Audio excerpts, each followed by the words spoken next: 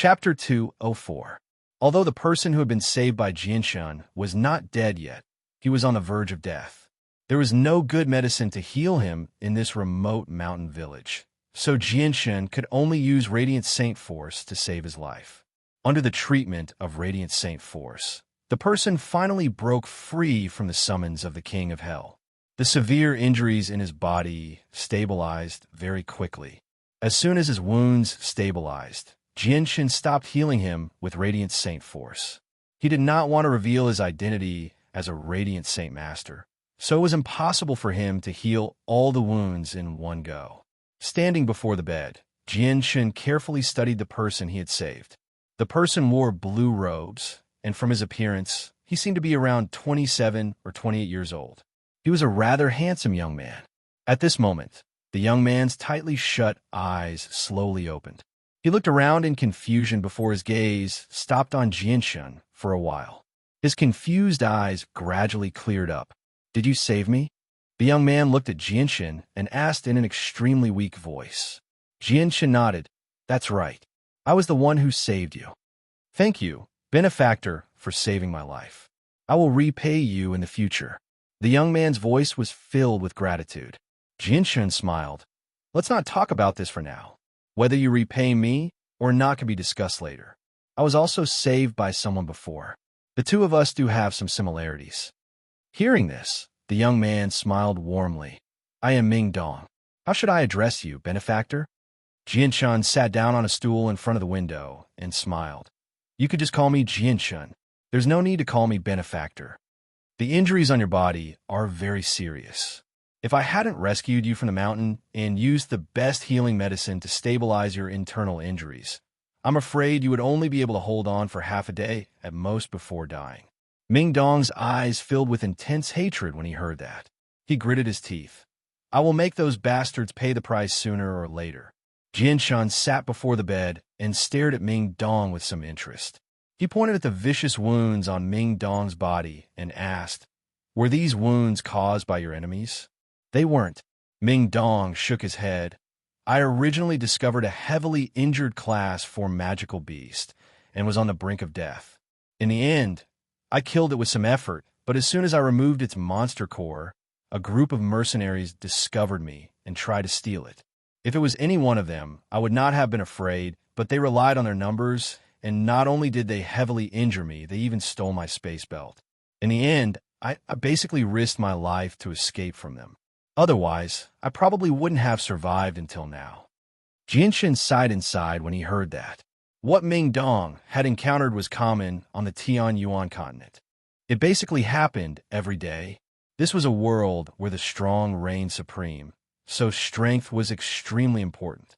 Without enough strength, it would be very difficult for you to survive on the Tianyuan continent.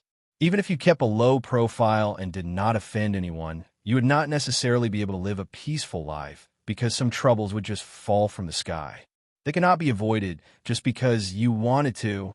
Afterward, Jianshan chatted with Ming Dong and gradually gained a better understanding of him. Ming Dong was a child from a village. Fortunately, his talent for cultivation was pretty good. Coupled with his diligence, he was already a mid-saint master at the age of 28. With such a cultivation speed, he could be considered as one of the top talents on the Tianyuan continent. Since he was used to living a free life, he had always been alone. He was a solo mercenary and was unwilling to join any mercenary group, so his freedom was restricted. All these years, Ming Dong had been constantly completing some mercenary missions and hunting some low-level demonic beasts to obtain demonic cores. Apart from exchanging a portion of the demonic cores for money, the rest of the demonic cores were used for his own cultivation. Therefore, his strength was something that few people of the same age could surpass. Jianshan could not help but raise his opinion of Ming Dong slightly after receiving this information. Just the fact that Ming Dong could hunt magical beasts alone was enough to tell that he was extraordinary. Moreover, his talent and diligence in cultivation were the most important factors on the path to becoming an expert. At that moment, Jianshan could not help but feel a sense of appreciation. He was almost certain that if Ming Dong was properly nurtured, he would definitely achieve great things in the future. After all, Having mid-level sacred expert level strength at the age of 28 wasn't something just anyone could do. This was especially the case when this person's strength was completely obtained through his own hard work. He wasn't a disciple from a great family, a genius who was smashed through countless heavenly treasures. Looking at the pale-faced Ming Dong with mixed feelings, Jianshan hesitated slightly before finally saying, "Ming Dong, I wonder if you're willing to join my mercenary group. After everything that has happened, you should understand that joining a group is not necessarily a bad thing at times." Ming Dong hesitated when he heard that. He had already fallen in love with a free life. He really did not want to be restricted by joining a mercenary group. Otherwise, he would have been able to join a powerful mercenary group long ago with his strength. After hesitating for a while, Ming Dong could not help but go against his nature when he thought about how Jianshan had saved his life. He finally made up his mind and said, "Since brother Jianshan doesn't mind, I'll join a mercenary group." Jianshan smiled happily when he heard that. He laughed aloud. "All right, Ming Dong. With your addition, our mercenary group will become even more powerful. In the future, we'll definitely become the greatest mercenary group on the Tianyuan continent." Jianshan could not help but think of something Uncle Kendall had once said when he reached there. "My greatest wish is for our flame mercenaries to become the greatest mercenary group on the Tianyuan continent." Now, Jianshan had already treated Uncle Kendall's wish as his own. He would replace Uncle Kendall and make the Flame Mercenaries the greatest mercenary group on the Tianyuan continent.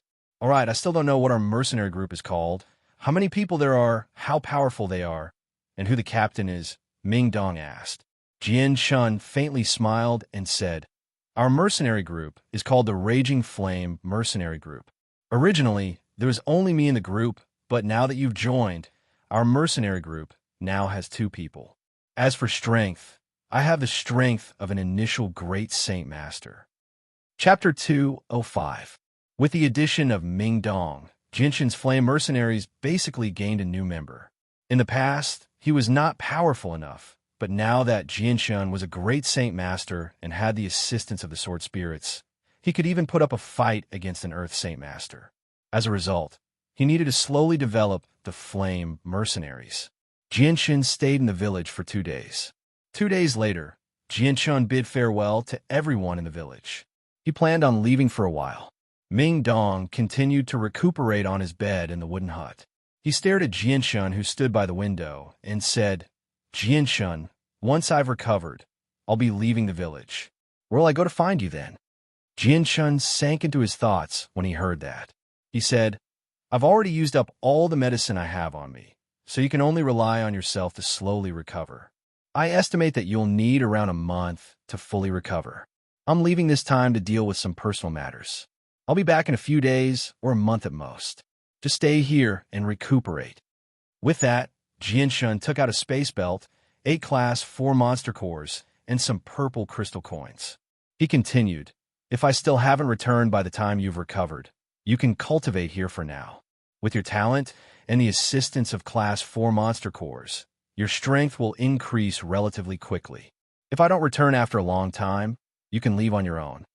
Ming Dong immediately became stunned when he saw the 8 class 4 monster cores that Jianshan had taken out. Class 4 monster cores were relatively precious in his eyes. He had never used one before. Just a few days ago, he had almost lost his life for a single class 4 monster core. Yet now, Jianshan had taken out 8 class 4 monster cores for him to cultivate. Ming Dong struggled to accept this for a moment.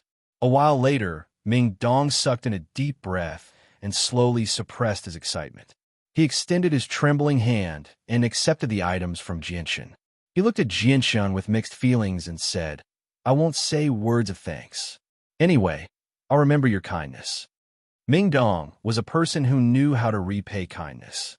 Not only had Jianshan saved his life, but he had also given him such precious items. At this moment, Ming Dong had already made up his mind to follow Jianshan from now on. This was because he knew very well that if he hadn't been saved by Jianshan, he probably wouldn't have been able to see the sun in the outside world. Furthermore, Jianshan was already a great sacred master at such a young age. This also meant that Jianshan's talent in cultivation was much greater than his own. There was no harm in following someone like him. After dealing with Ming Dong's matters, Jianshan didn't stay in the Huang family village any longer. Instead, he left the small village that he had lived in for over a month. The Huang village was located in an extremely remote location. It was surrounded by mountains, so very few people could set foot in this place. According to Rothko and the old village chief's instructions, Jianshan constantly traversed the mountains in a certain direction and made his way out. During this period of time, Jianshan also discovered many small villages like the Huang family village. The Huang family village wasn't the only village in this mountain range. Jianshan memorized the route of the Huang family village as he traveled. He wasn't going to leave the Huang family village forever. After taking care of everything, he was going to return here to meet up with Ming Dong again. However, it wasn't that easy to find a completely nondescript village in this mountain range. Hence, in order to ensure that he wouldn't get lost the next time he came here, Jianshan memorized the route of the Huang family village in his mind. There were some wild beasts roaming the mountain range from time to time, but there were very few devilish beasts. Jianshan traveled through the mountain range at a normal speed for an entire day, but he only encountered 2 first-grade devilish beasts. This mountain range was indeed very large. Jianshan didn't know where he had fallen into the cliff and been swept away by the river. He didn't know if he was still in the Blue Wind Kingdom.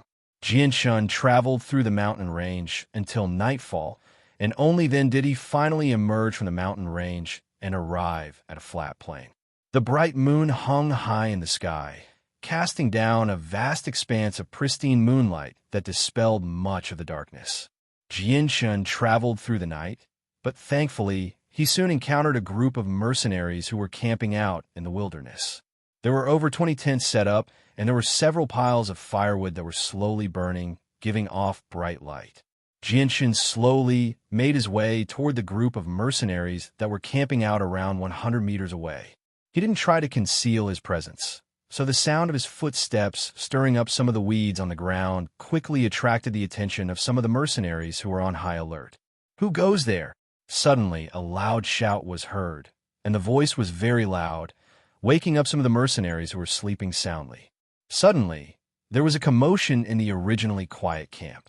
A large number of people rushed out of their tents, and their faces were vigilant as they scanned the surroundings.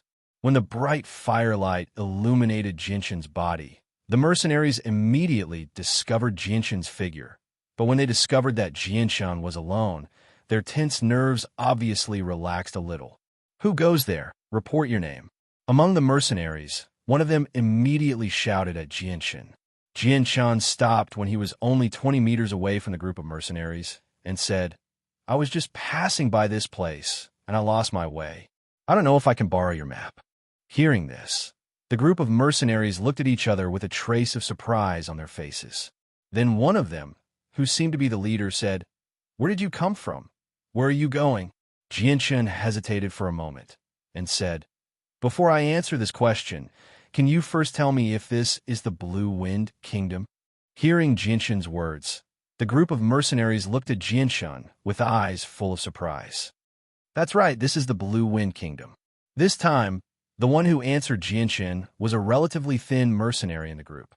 Hearing that they were still in the Blue Wind Kingdom, Jianshan's face suddenly showed a trace of happiness and said, "That's great. This time I want to go to a third-class city, Wake City. I don't know if you can tell me the direction. I will definitely thank you." "What did you say? You actually want to go to Wake City?" When Jianshan's voice fell, a mercenary said in a surprised tone. The rest of the people also looked at Jianshan with strange expressions. Seeing the expressions on everyone's faces, Jianshan's face showed a trace of confusion and asked, "Is there a problem?" "No problem." "Huh. We are also going to Wake City. I didn't expect that we would be going the same way." A person said with a laugh, "Since we're all going to Wake City, why don't we go the same way?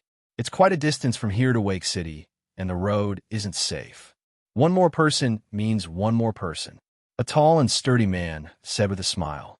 His tone was very amiable. "Leader is right. This place is very far from Wake City. If you want to go there by yourself, it won't be safe. Why don't we go together?" Another tall and sturdy man around 40 years old said. Chapter 206. Afterwards, Jianshen also temporarily walked together with this group of mercenaries. After chatting for a while, the relationship between Jianshen and this group of mercenaries unknowingly became much closer. At the same time, Jianshen also gained some understanding of this group of mercenaries. This mercenary group was a small mercenary group called the Brotherhood. There were a total of 80 people in the group. Aside from the leader, who was a high-level Saint Master, there were 5 other Saint Masters. As for the rest, they were all great saints and saints. Because it was already late at night, Jianshen and the members of the Brotherhood mercenary group chatted for a while before going to rest. Jianshen took out a tent from his spatial belt and set it up. Afterwards, he took out 2 monster cores and entered a state of cultivation. The energy within the monster cores was absorbed by Jianshen at an extremely terrifying speed. However, what was different from before was that as soon as the energy entered Jianshen's body, it all rushed towards the sword spirits in Jianshen's dantian. Unexpectedly, not a single bit of it was absorbed by Jianshen. The sword spirits were currently very weak. Their strength was not even 1/10,000th of their peak strength. Therefore, Jianshen was not in a hurry to increase his strength. Instead, he poured the energy from the monster cores into the sword spirits to speed up their recovery. This was because he could already borrow a portion of the sword spirit's strength.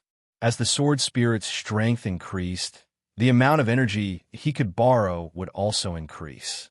Moreover, Jianshen's strength had just broken through to Great Saint Master. He did not dare to continue increasing his strength like before. Although the berserk energy from the monster cores would be absorbed by the sword spirits, increasing his strength too quickly would only lead to an unstable foundation. This would have a huge impact on the future. The speed at which the sword spirits absorbed the energy from the monster cores was extremely fast. It was much faster than Jianshen's consumption when he cultivated in the past. A Class 4 monster core was completely absorbed by the sword spirits in just 2 hours. Jianshen took a deep breath. Right now, he was shocked by the speed at which the sword spirits absorbed the energy from the monster cores. He did not know whether it was because the sword spirits had become stronger than before or because they had deliberately suppressed their rate of absorption. In short, the rate at which the sword spirits were absorbing the energy from the monster cores was much faster. It was much, much faster. A Class 4 monster core was completely consumed in just 2 hours. Such a terrifying consumption rate shocked Jianshen once again. After all, a Class 4 monster core was not a Class 3 monster core. If he consumed a Class 3 monster core every 2 hours, Jianshen could still barely endure it. However, consuming a Class 4 monster core in just 2 hours, Jianshen felt that he would not be able to endure. However, consuming a Class 4 monster core was a bit. Although it was easy for him to kill Class 4 magical beasts with his current strength, Class 4 magical beasts were not as numerous as Class 3 magical beasts or Class 2 magical beasts. Consuming a Class 4 monster core in just 2 hours means consuming 12 Class 4 monster cores in a day. How can I afford this? Jianshen secretly sighed. His brows, which had just relaxed for a short while, furrowed once again. The night was very quiet. In a quiet camp, snoring sound could be heard from time to time. Early in the morning, when the sun had just risen from the horizon and revealed its rosy face, the sound of conversation could be heard from outside the loyal mercenary group's tent. Following this, there were also the crackling sounds of wood being burned. Jianshen, who was sitting cross-legged in the tent, slowly opened his eyes. He immediately walked out of the tent and casually swept his gaze around. He saw that there were already more than 40 people moving about. Some were starting fires, some were putting away tents, and some were feeding their mounts. They looked very busy. In some of the tents, there were still burly men continuously climbing out. All of them had hazy eyes and were constantly yawning. It was obvious that they did not sleep well. Jianshen shook his head slightly, then turned around and began to put away his tent. "Hey, Jianshen, did you sleep well last night?"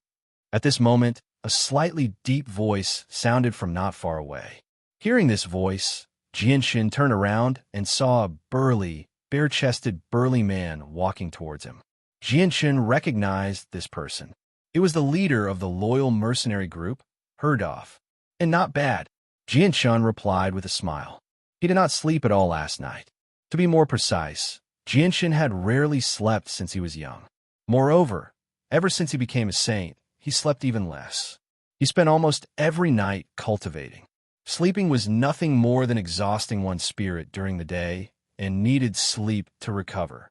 Once a person entered a deep sleep, their mind would go blank and enter a state of emptiness. In this state, they would not be able to feel the passage of time.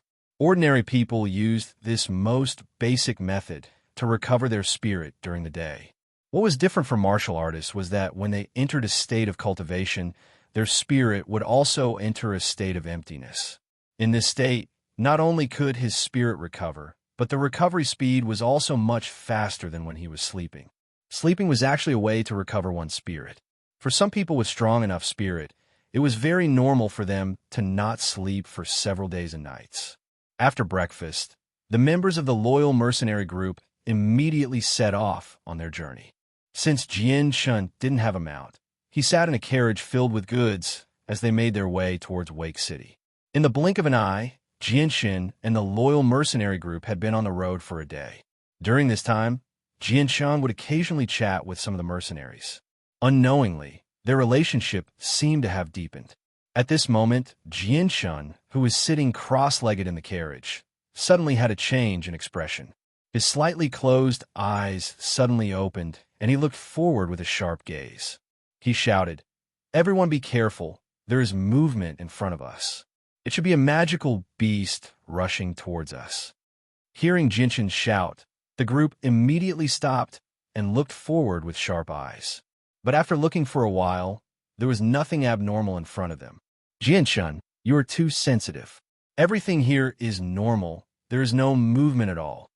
One of the mercenaries turned to look at Jianshun and complained, "Yes, Jianshun, you can't say such things so casually. In the future, before things are clear, you should stop joking like this." This time, it was the leader of the loyal mercenary group, Herdoff, who spoke with a reproachful tone. However, just as Herdoff finished speaking, the ground suddenly began to tremble. "Leader, there really is movement. Pay attention to the ground."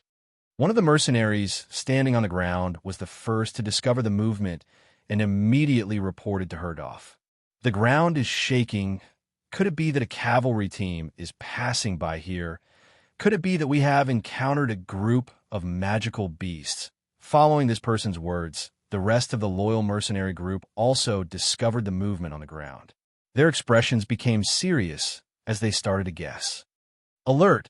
Alert! Get ready for battle." Herdoff didn't hesitate at all as he yelled out his orders. Chapter 207. The trembling of the ground was getting more and more intense, but they still couldn't see what was causing the commotion. Everyone in the Brotherhood mercenary group began to tense up. Their faces were extremely serious as they stared in front of them. It was rare to see such a strong commotion from so far away.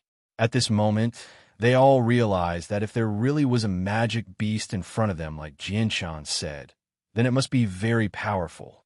"Everyone be careful. If we can't fight it, then we should all scatter and run," Herdoff said with a heavy tone. At this moment, a middle-aged man wearing a luxurious robe walked up from behind Herdoff. He worriedly asked, "Captain Herdoff, what happened? I just heard that a magic beast was heading towards us. Could it be true?" "Mr. Harry, you should back off first. We don't have a clear picture of the situation yet, but from the commotion in front of us, if it's not a large group of cavalry, then it's very likely to be a large magic beast, and more than one." Although Herdoff's tone was calm, everyone could hear the seriousness in his voice.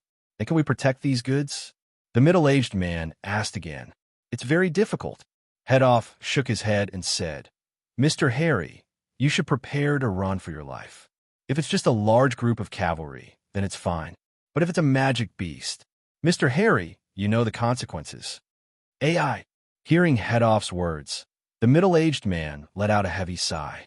These goods were all his, and he was the one who hired the Brotherhood mercenary group to escort them to Wake City. If they couldn't protect these goods, then the losses would be irreparable. This was because the funds for these goods were almost all of his savings from doing business over the years. Jianshun sat cross-legged in the carriage filled with goods. His eyes were also fixed in front of him, but compared to the others, he was much calmer. His expression was calm, and there wasn't a trace of panic in his eyes. At this moment, a small grade finally appeared in front of everyone's eyes. This little grade wasn't running very fast, but every step it took caused the surrounding ground to tremble slightly. This tremor continued to spread to a radius of several kilometers. At this moment, everyone finally saw the culprit that caused the ground to tremble. It really was a magic beast. The faces of the group of mercenaries couldn't help but become a little pale. If this was caused by humans, they would be fine. At most, they would just have to make way or bribe them with some money. But if they encountered a magical beast, then other than fighting or running away, there was no other choice. In front of him was a humanoid magical beast that looked like a gorilla. It was 10 meters tall and had brown fur all over its body. It stood up like a human and ran forward step by step, mimicking the steps of a human. That's actually a war beast. Looking at the magic beast in front of him, Herdof's face suddenly became very interesting. The serious expression between his brows also loosened a lot. War beasts, as the name suggests, seemed to be born for war. Not only were their bodies terrifyingly strong, but their strength was also limitless. They could directly overturn a city wall. Moreover, these magic beasts were also known as the children of the earth. They were the favored children of Mother Earth. They were born to control the earth. Depending on their strength, a single step could cause an earthquake of a few kilometers or even 100 kilometers. If a powerful war beast, or several war beasts, were to take a step at the same time, then the earthquake could cause a city wall 10 kilometers away to collapse. Although this was the case, the war beast's single attack was pitifully weak, and their speed was their weakness. Although there weren't many war beasts in the Tianyuan continent, they weren't rare either. Almost every powerful country had a few war beasts as slaves. Captain, that's a war beast. Its defense is very strong, but its attack is very weak. Its speed is also very slow. What should we do? Should we go all out and chase it away? A mercenary from the loyal mercenary group asked. No wonder it could cause such a big commotion. So it's a war beast. Since it's a war beast, then it'll be much easier. Herdof's face revealed a cold smile. Brothers, the war beast isn't much of a threat to us. Let's go chase it away. Okay. Immediately, a group of mercenaries jumped down from their seats and charged towards the war behemoth with Herdof. Jianshan sat in the carriage filled with goods. Looking at the war beast that was only 500 meters away from them, he quickly recalled some information about the war beasts in his mind. The war beast's strength is measured by its size. It's said that the war beasts that have reached the 6th rank are around 100 meters tall. The 5th rank war beasts are around 50 meters tall, and the 3rd rank war beasts are around 10 meters tall. Judging from this war beast should be a 4th rank magical beast. Jianshun muttered to himself. The war beast's defense is very strong. Even the magic crystal cannons can't do any damage to them. Moreover, as their strength increases, their defense becomes even more terrifying. It's very difficult to kill them. It's said that even in ancient times, the dragon clan, who stood at the peak of the magical beast world, couldn't compare with the war beasts in terms of defense. I wonder if I can break through this war beast defense. Roar! Seeing the loyal mercenary group rushing towards it like ants, the war beast let out a loud roar towards the sky. Immediately after, it stomped heavily on the ground. Bang! Following a muffled sound, the ground within a radius of a few kilometers began to shake violently. Cracks the width of a palm quickly spread in all directions like a spider web, quickly covering the entire ground within a radius of a few kilometers. The violent shaking of the ground caused a dozen or so carriages filled with goods to shake violently. The shaking was so strong that even Jianshun, who was sitting on top of one of the carriages, was unable to control his body. Immediately after, he flipped over and landed on the ground.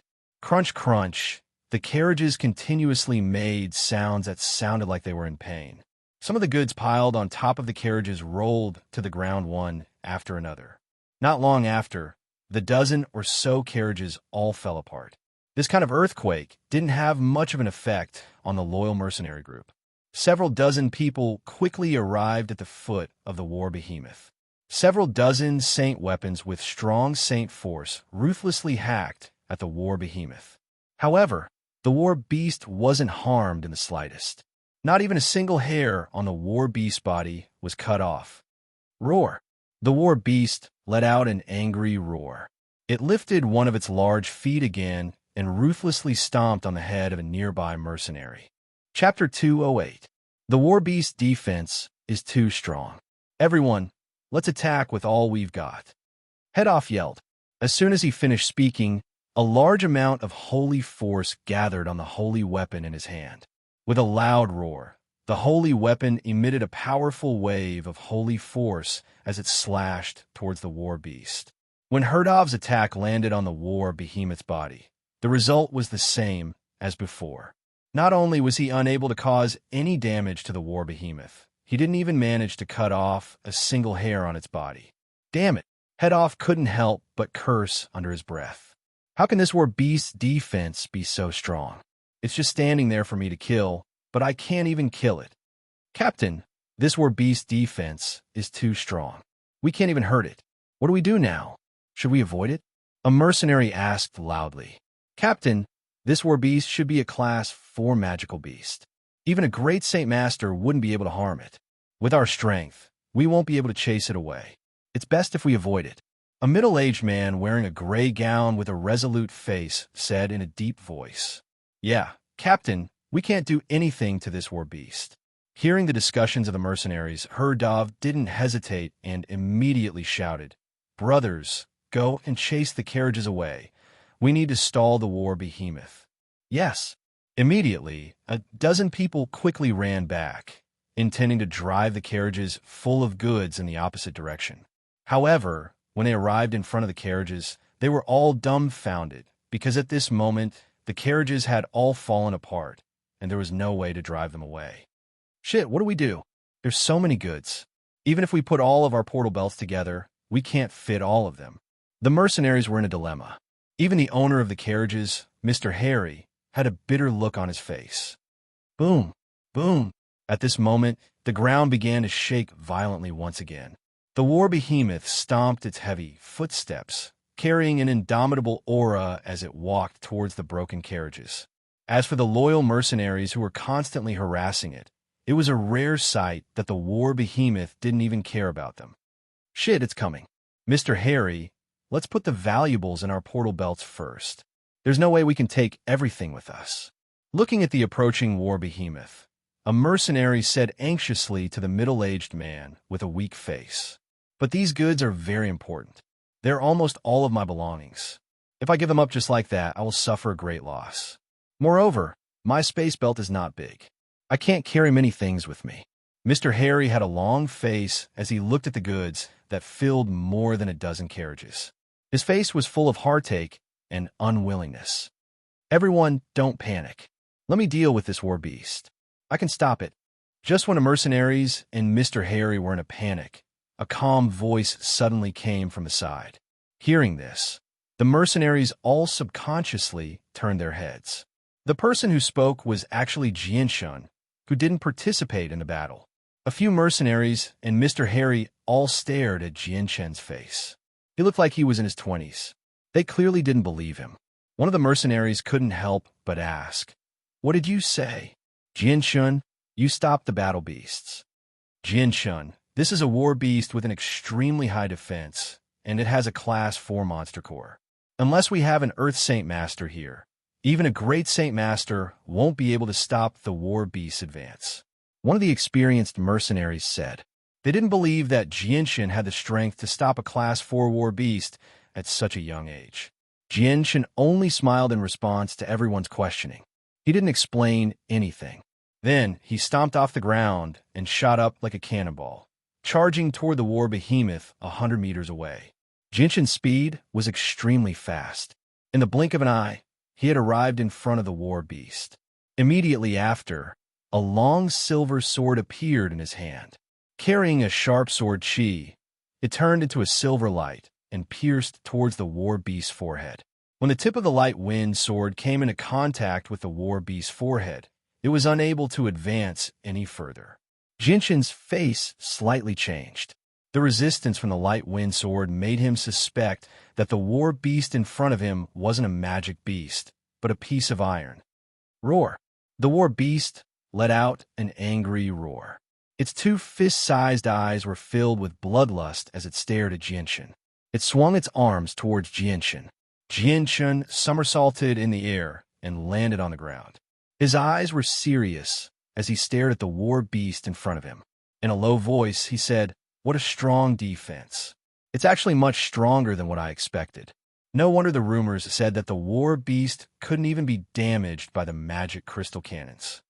This sword strike had only left a very shallow mark on the war beast's forehead. It hadn't done any real damage. Although Jinshin hadn't used his full strength, Jinshin knew that with his current strength, even if he used his full strength, he still wouldn't be able to break through the war beast's defense. The defense of the war beast was renowned throughout the Tianyuan continent. It was rumored that no opponent of the same level, be it magical beasts or humans, would be able to harm the war beasts. Even if humans used powerful battle skills, they would only be able to injure the war beast slightly. For a war beast that had reached the 4th rank, even an Earth Saint Master would have to expend a lot of effort to kill it. Boom! Boom! Boom! The war beast stared at Jinshin as it walked step by step towards Jinshin. The war beast's previous strike had caused it to feel a bit of pain. "Jinshin, hurry up and run. The war beast is coming for you." Head-Off shouted at Jinshin. However, Jinshin ignored Head-Off's warning. Instead, he stared at the approaching war behemoth. Suddenly, the light wind sword began to emit a faint purple and green light. The war beast arrived in front of Jinshin and let out a loud roar as it raised its foot to stomp down on Jinshin. Jinshin dodged the war beast's foot and leapt into the air, once again arriving in front of the war beast's forehead. The light wind sword in his hand glowed with a faint purple and green light as it pierced towards the war beast.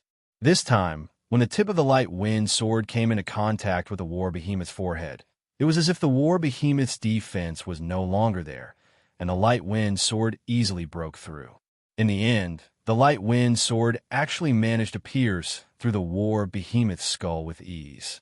This time, the war beast's defense was as weak as a piece of tofu. When Jinshin's light wind sword pierced through, he didn't feel the slightest bit of resistance.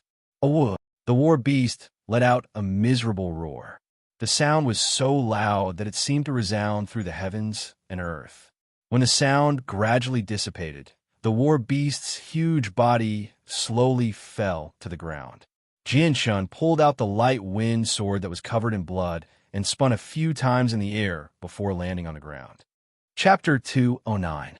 Looking at the fallen war behemoth, the faces of the surrounding loyal mercenaries suddenly became sluggish. At this moment, everyone stopped what they were doing and stood there stiffly. Their eyes stared blankly at the war behemoth that fell on the ground with blood flowing out of its forehead. Their faces were full of disbelief. The war beast in front of them had the strength of a Class 4 magical beast. Its powerful defense was something they had experienced firsthand. Even a great Saint Master would find it difficult to injure it. Even an Earth Saint Master would have to use a powerful battle skill to kill it. However, at this moment, the defensive beast in front of them was actually killed by a young man in his early 20s. How could they not be shocked? Especially since this young man was one of the people who went to Wake City with their caravan. Only now did the members of the Loyal Spirit mercenary group realize that the youth who had followed them to Wake City was actually a powerhouse who didn't reveal his true strength. Jinshin did not pay attention to the shocked members of the Loyal mercenary group. At this moment, his heart was in turmoil. His eyes were filled with shock and disbelief. The power of the Azure Sword Chi was just too strong. Even though Jinshin had mentally prepared himself, he was still shocked by the power of the Azure Sword Chi. Jinshin had tested the war beast's defense before. From the first strike, he could tell that even if he used all of his strength, it would be very difficult to break through the war beast's defense and cause any substantial damage. In order to injure it, perhaps only an Earth Saint Master would be able to do so. However, in front of the Azure Sword Chi, such a strong defense was as weak as tofu. It was so weak that when Jinshin's light wind sword pierced the war beast's head, he did not feel the slightest bit of resistance. At this moment, Jinshin finally understood just how terrifying the Azure Sword Chi was. Although the strength of the Azure Sword Chi was closely related to the Azure Sword Spirit, even if the Azure Sword Spirit was incomparably weak, the Azure Sword Chi it contained was still terrifying. At this moment, Jinshin suddenly felt that he already had the strength to fight an Earth Saint Master. The war beasts are dead. Oh heavens, the war behemoth was actually killed. That's a war behemoth that reached the 4th rank. After a while, someone finally returned to their senses. They all cried out in shock. Afterwards, the way they looked at Jinshin completely changed. Quite a few gazes of admiration were cast on Jinshin. The leader of the loyal mercenary group, Herdolf, took a deep breath and looked at the huge body of the war behemoth. He stood up and looked at Jinshin with a complicated expression. After hesitating for a while, he finally walked over. Jinshin, I didn't think that you were such a hidden expert.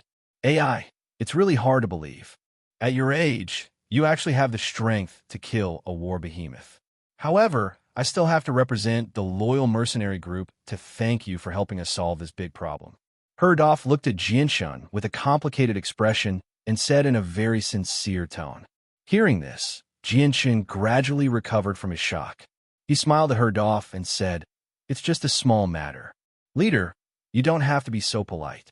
Moreover, since we're going the same way, I should help out a little if we meet any problems along the way." Jinshin and Herdolf politely exchanged a few words before going off to do other things. The loyal mercenary group also split into 2 groups. One group went to repair the damaged carriage, while the other went to deal with the war behemoth's body. Although the mercenaries wanted to transport the war behemoth's corpse and sell it, they were helpless as the war behemoth's body was just too big and heavy. They couldn't move it at all, so they could only unwillingly abandon it in the wilderness. In the end, Jinshin had to take the monster core out of its body. The damaged carriage was repaired very quickly. After that, the group once again set out on their journey to Wake City. However, Jinshin was now sitting on the best mount in the group. The owner of the goods, Mr. Harry, followed beside Jinshin with a charming smile on his face as he tried to befriend Jinshin. At this moment, Herdolf's heart suddenly skipped a beat. He hesitated for a moment before saying to Jinshin, "Jinshin, you look so young. You must have just come to the Tianyuan continent." Jinshin nodded slightly. "Yes, that's right. I've only been out for 2 to 3 years. Then are you willing to join our loyal mercenary group? We may not be powerful, but we're all very united. At the same time, we've roamed the Tianyuan continent for many years now, so we're extremely experienced. We'll be able to familiarize you with the continent faster if you stay with us. After all, the Tianyuan continent is extremely dangerous. A few bald and inexperienced experts will suffer quite a few hidden losses." Herdolf stared at Jinshin with a hopeful look. After seeing Jinshin's strength, he wanted to rope him in. Jinshin smiled apologetically. "Thank you for your appreciation, but I've already joined the mercenary group." "Oh, that's really a pity." Herdolf's face was filled with disappointment. After a slight pause, he casually said, "Since Jinshin has taken a fancy to this mercenary group, it must be very strong." Jinshin bitterly smiled and shook his head. "Including me, there are only 2 people in our mercenary group, and I am the leader." Hearing this, Herdolf stared at Jinshin with a strange expression. He didn't say anything else and lowered his head in thought. The caravan slowly moved towards Wake City. On the way, Jinshin's position in the mercenary group had completely changed. Everyone was extremely respectful to him, far surpassing Herdolf. Even Herdolf's attitude towards Jinshin had become much more intimate. The rest of the journey was very peaceful. After traveling for 3 days, the caravan finally arrived at the border of Wake City. From here, Jinshin could already see the magical Beast Mountain Range, which was only 20 kilometers away from Wake City. In front of them, The tall walls of Wake City could be clearly seen. Compared to a year ago, Wake City didn't seem to have changed in the slightest. The only difference was that there were many more soldiers standing guard on the walls, and there were also many more guards guarding the gates compared to the last time Jianshan was here. Looking at the old walls that had been washed by the passage of time, Jianshan couldn't help but recall the time when he was chased by the Tianxiong clan and was forced to flee. Chapter 210. The caravan smoothly entered Wake City, and Jianshan officially parted ways with the Brotherhood mercenary group. After returning his mount to the Brotherhood mercenary group, he left by himself. Seeing Jianshan gradually disappear into the crowd, Herdolf revealed a hesitant expression. He lowered his head and pondered for a moment. Then he gritted his teeth as if he had made up his mind about something. He turned to the Brotherhood mercenary group and said, "Brothers, when the goods are delivered to the destination, don't disperse. I have something to announce to everyone." "Yes, leader." The members of the loyal mercenary group answered in unison. Although they were all very puzzled, no one asked. Jianshan leisurely strolled through the streets. He didn't know why, but he felt that the atmosphere in Wake City was more solemn than the last time he was here. It was as if something big was about to happen. At this time, Jianshan passed by a restaurant. A fragrant smell wafted out of the restaurant and into Jianshan's nose. Smelling the unique aroma that could only be found in food, Jianshan stopped subconsciously before making his way into the restaurant. After living in the Huang family village for more than a month, Jianshan had only eaten simple tea and plain food. It had been a long time since he had eaten delicious food. Under the warm greetings of the restaurant's waiter, Jianshan sat down at a table near the window and casually ordered some food. It was almost noon, and the originally empty restaurant was soon full. A large group of tall and sturdy men sat in front of a table and talked loudly. The entire restaurant was in a clamor. I wonder when this wave of demonic beasts will come and how long it will last. The City Lord's mansion has already announced that the demon beast wave will come in a few days. But according to the previous situation, the demon beast wave will last for a few to 10 days.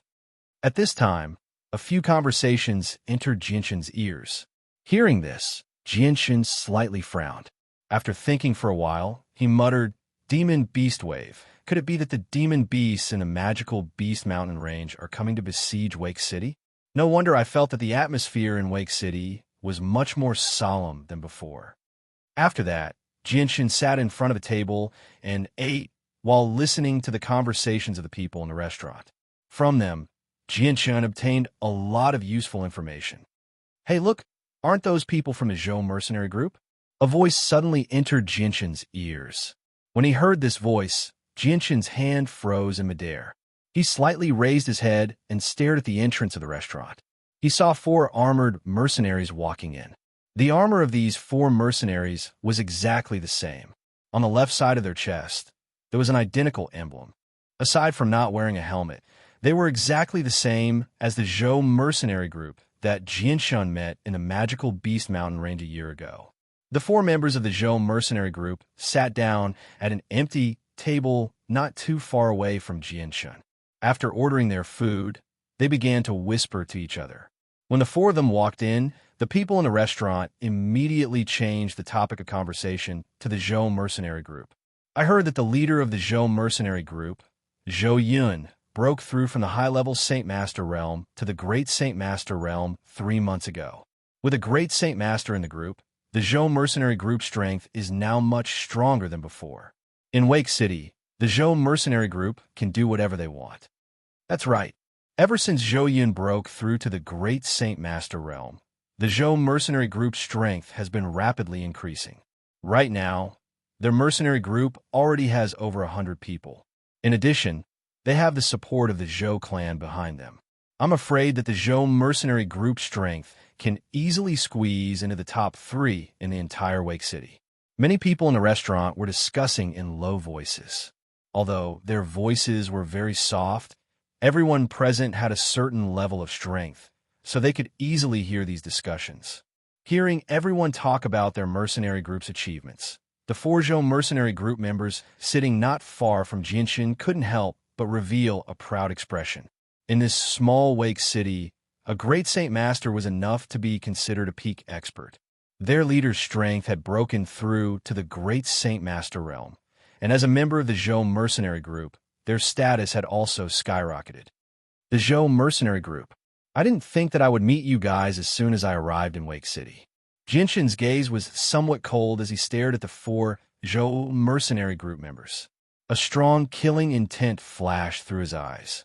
Slowly putting down the chopsticks in his hand, Jinshan stood up and walked in front of the Zhou mercenary group members.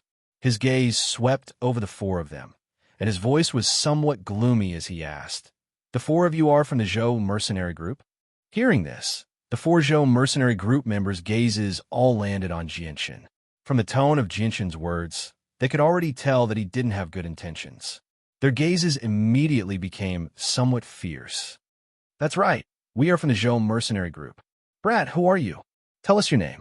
One of the Zhou mercenary group members with a somewhat explosive temper immediately shouted at Jinshin. The 4 people from the Zhou mercenary group were originally the most popular table in the restaurant. Coupled with this person's angry shout, it immediately attracted the attention of some of the mercenaries who were eating in the restaurant. Everyone's eyes were gathered on the table of the Zhou mercenary group, ready to watch a good show. Jinshin coldly snorted. The corner of his mouth revealed a trace of a sinister smile. He didn't say anything else, and the silvery white light wind sword suddenly appeared in his right hand. With a flash of white light, the light wind sword sharp tip had already pierced through the Zhou mercenary group member's throat at an extremely fast speed. Seeing that their companion's throat had already been pierced through, the other 3 Zhou mercenary group members were stunned for a moment. However, they quickly recovered and were all enraged. "You dare to oppose our Zhou mercenary group? You're courting death." Following an angry shout, the other 3 Zhou mercenary group members immediately took out their saint weapons and slashed towards Jinshin. In a flash, the light wind sword was pulled out from the Zhou mercenary group member's throat. Following that, a silvery white sword light flashed. Just as the 3 Zhou mercenary group members were about to swing their saint weapons, the light wind sword had already cut through 2 of their throats. Finally, it came to a stop at the neck of the last Zhou mercenary group member. Seeing that his opponent's weapon was already at his neck, the last surviving mercenary hurriedly pulled back his saint weapon in fright. His face paled as he stared at Jinshin's face that was only in his 20s in disbelief. He really found it hard to believe that with his current strength as a beginner Saint Master, he was actually not the opponent of this brat who seemed to be in his early 20s at most. Turning his eyes slightly, the mercenary group member's gaze moved towards the other 2 Zhou mercenaries. All he saw was a streak of red liquid flowing out from their necks. Following that, the 2 Zhou mercenaries' bodies simultaneously fell backwards. Seeing this scene, the remaining Zhou mercenary group member was immediately scared to death. His heart was filled with panic as he hurriedly begged for mercy. "Don't kill me. Don't kill me. Great hero, please spare my life. If you have something to say, we can talk it out. If you have something to say, please don't kill me. I'll do whatever you want me to do." Chapter 211. With a sword pointed at his throat, the mercenary didn't dare to disobey. Without any hesitation, he agreed to Jinshin's request and brought Jinshin to the Zhou mercenary group's headquarters. His face was still filled with fear. When Jinshin and the Zhou mercenary group member left the restaurant, the originally silent restaurant suddenly burst into an uproar. Everyone's eyes were filled with disbelief as they stared at the 3 dead Zhou mercenary group members lying on the ground. "Who is that young brat? He's actually so strong. I didn't even see how he killed the Zhou mercenary group members.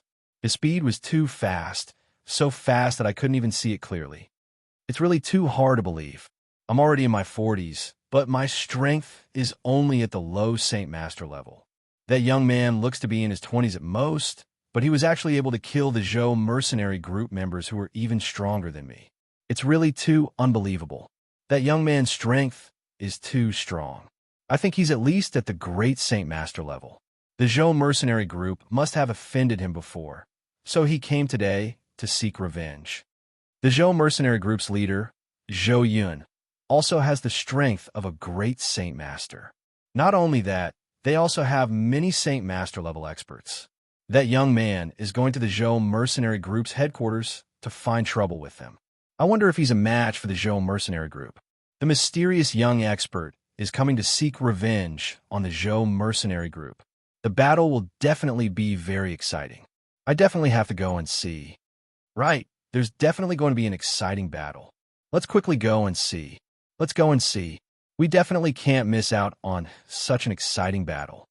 Soon after, the people in the restaurant also called out to each other and followed them out.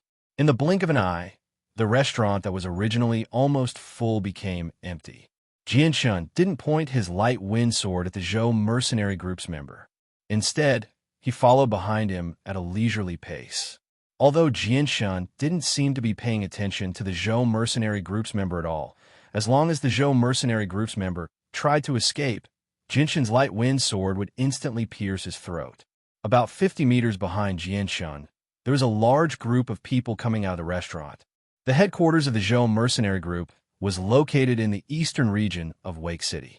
It was a large mansion, and above the entrance of the mansion, there was a signboard with the words Zhou mercenary group, written in flamboyant calligraphy. In front of the mansion's entrance, there were 4 fully armed mercenaries standing there with their backs straight. Looking at the huge plaque above the courtyard, Jianshun couldn't help but reveal a somewhat sinister smile. A dense killing intent flashed in his eyes as he slowly walked towards the door. This is the territory of the Zhou mercenary group. Who are you? State your name. Just as Jianshun approached the door, one of the guards at the entrance stopped Jianshun and stared at him fiercely. Jianshun coldly snorted as a silver light flashed in his right hand. In the next moment, the neck of the mercenary who had shouted at Jianshun began to spurt out fresh blood like a fountain. The Zhou mercenary group's member tightly gripped his neck with a pained expression on his face before his entire body fell to the ground. Seeing their comrade fall to the ground, the other 3 guards were stunned for a moment before immediately coming back to their senses and angrily staring at Jianshun. How dare you kill people in our Zhou mercenary group's territory? You must be tired of living. Following one of the guards' words, 2 of them immediately took out their saint weapons and slashed towards Jianshun. The last guard quickly opened the door and ran in to report. However, just as the 2 of them were about to move, Jianshun's light wind sword turned into a silver light and pierced through their throats at a speed that they couldn't even react to. In the blink of an eye, 3 of the 4 guards at the entrance had been killed by Jianshun. Only the last guard was able to escape. Coldly looking at the 3 corpses on the ground, Jianshun's gaze landed on the plaque above the entrance and muttered, "The Zhou mercenary group, from today onwards, your name is no longer in Wake City." As soon as he finished speaking, Jianshun leapt into the air. His light wind sword transformed into a hazy sword shadow that enveloped the entire signboard. In the blink of an eye, the signboard was cut into pieces. After destroying the plaque, Jianshun directly kicked the tightly shut door.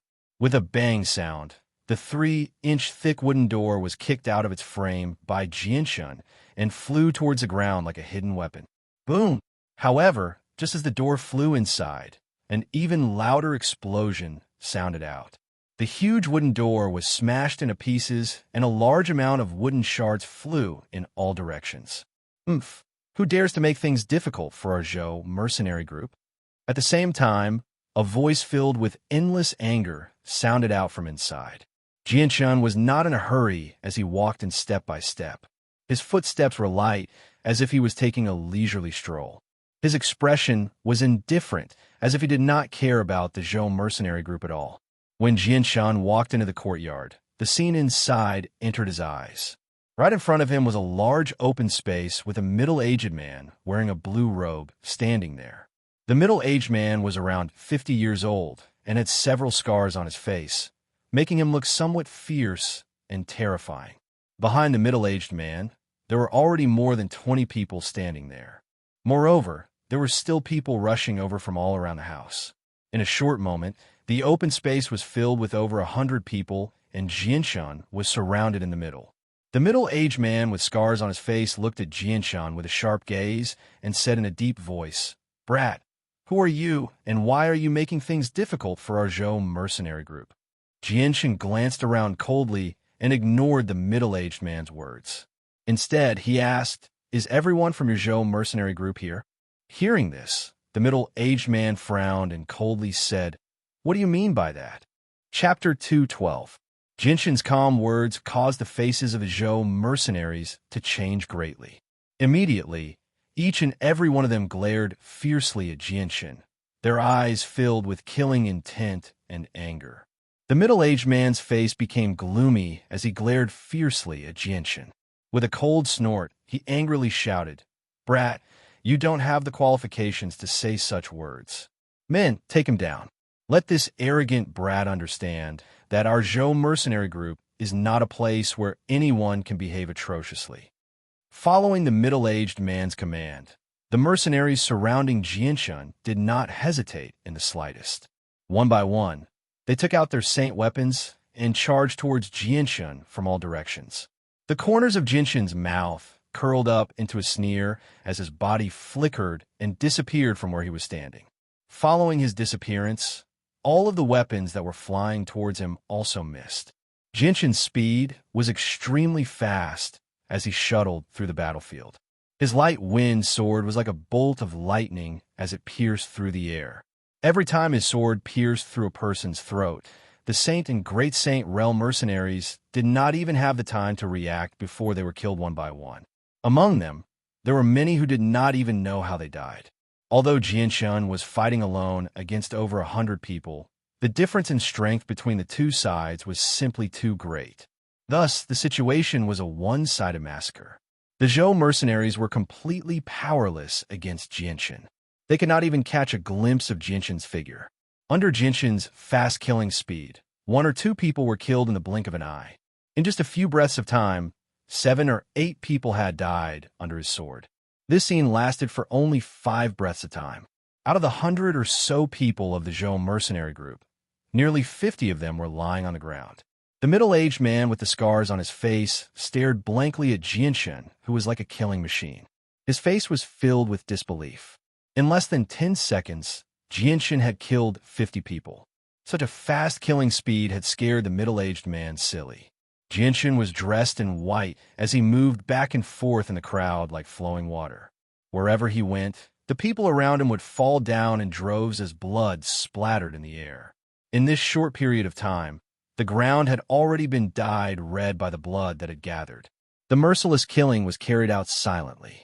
Only the constant shouting of the Zhou mercenary group members could be heard, but surprisingly, not a single scream was heard. This was because when their throats were cut by Jianshan, they couldn't make a single sound. Some of them didn't even feel the pain before they lost consciousness. After a few breaths of time, Jianshan finally stopped his merciless killing. At this moment, the empty space in the courtyard was filled with corpses. The 100 or so people of the Zhou mercenary group had all been killed by Jianshan. The corpses of the 100 or so people were scattered all over the ground. Each of them only had a single wound on their neck. The bright red blood flowed out from the wound and dyed the entire ground red. The thick smell of blood floated in the air and was abnormally pungent. Just taking a breath would make people feel like vomiting. Right now, only the middle-aged man with the scar on his face and the 10 or so people behind him were still alive. All of them had a sluggish expression on their faces as they couldn't believe what they had just seen. 100 or so people had been completely wiped out by a single person in just a few breaths of time. Moreover, this person was a youth who looked to be in his early 20s. Even though they had seen it with their own eyes, they still couldn't believe it. The 10 or so people were already finished. They were all scared silly by this result and stood there in a daze, unable to say a single word. When Jianshan's calm and cold eyes fell on the 10 or so people, his face revealed a cruel smile. The 100 or so people he had killed before were all saints and great saints. However, the 10 or so people in front of him were the true pillars of the Zhou mercenary group. Each of them had the strength of a saint master. Following this, Jianshan didn't waste any more words. His body moved as he quickly rushed towards the remaining 10 or so people. The light wind sword turned into a silver light, and in a flash, It effortlessly pierced through the throats of two of the Saint Masters and took their lives. Now that Jinshin's strength had reached the great Saint Master level, these Saint Masters were as weak as ants in his eyes. His quick sword wasn't something these Saint Masters could dodge. Towards the Zhou mercenary group, Jinshin didn't plan on letting any of them go. After killing the two Saint Masters, Jinshin's light wind sword once again turned into a silver light and enveloped the remaining people. Pooh! Pooh! Pooh! Following the sound of the light wind sword cutting through the throats, another three Saint Masters were pierced through in the blink of an eye.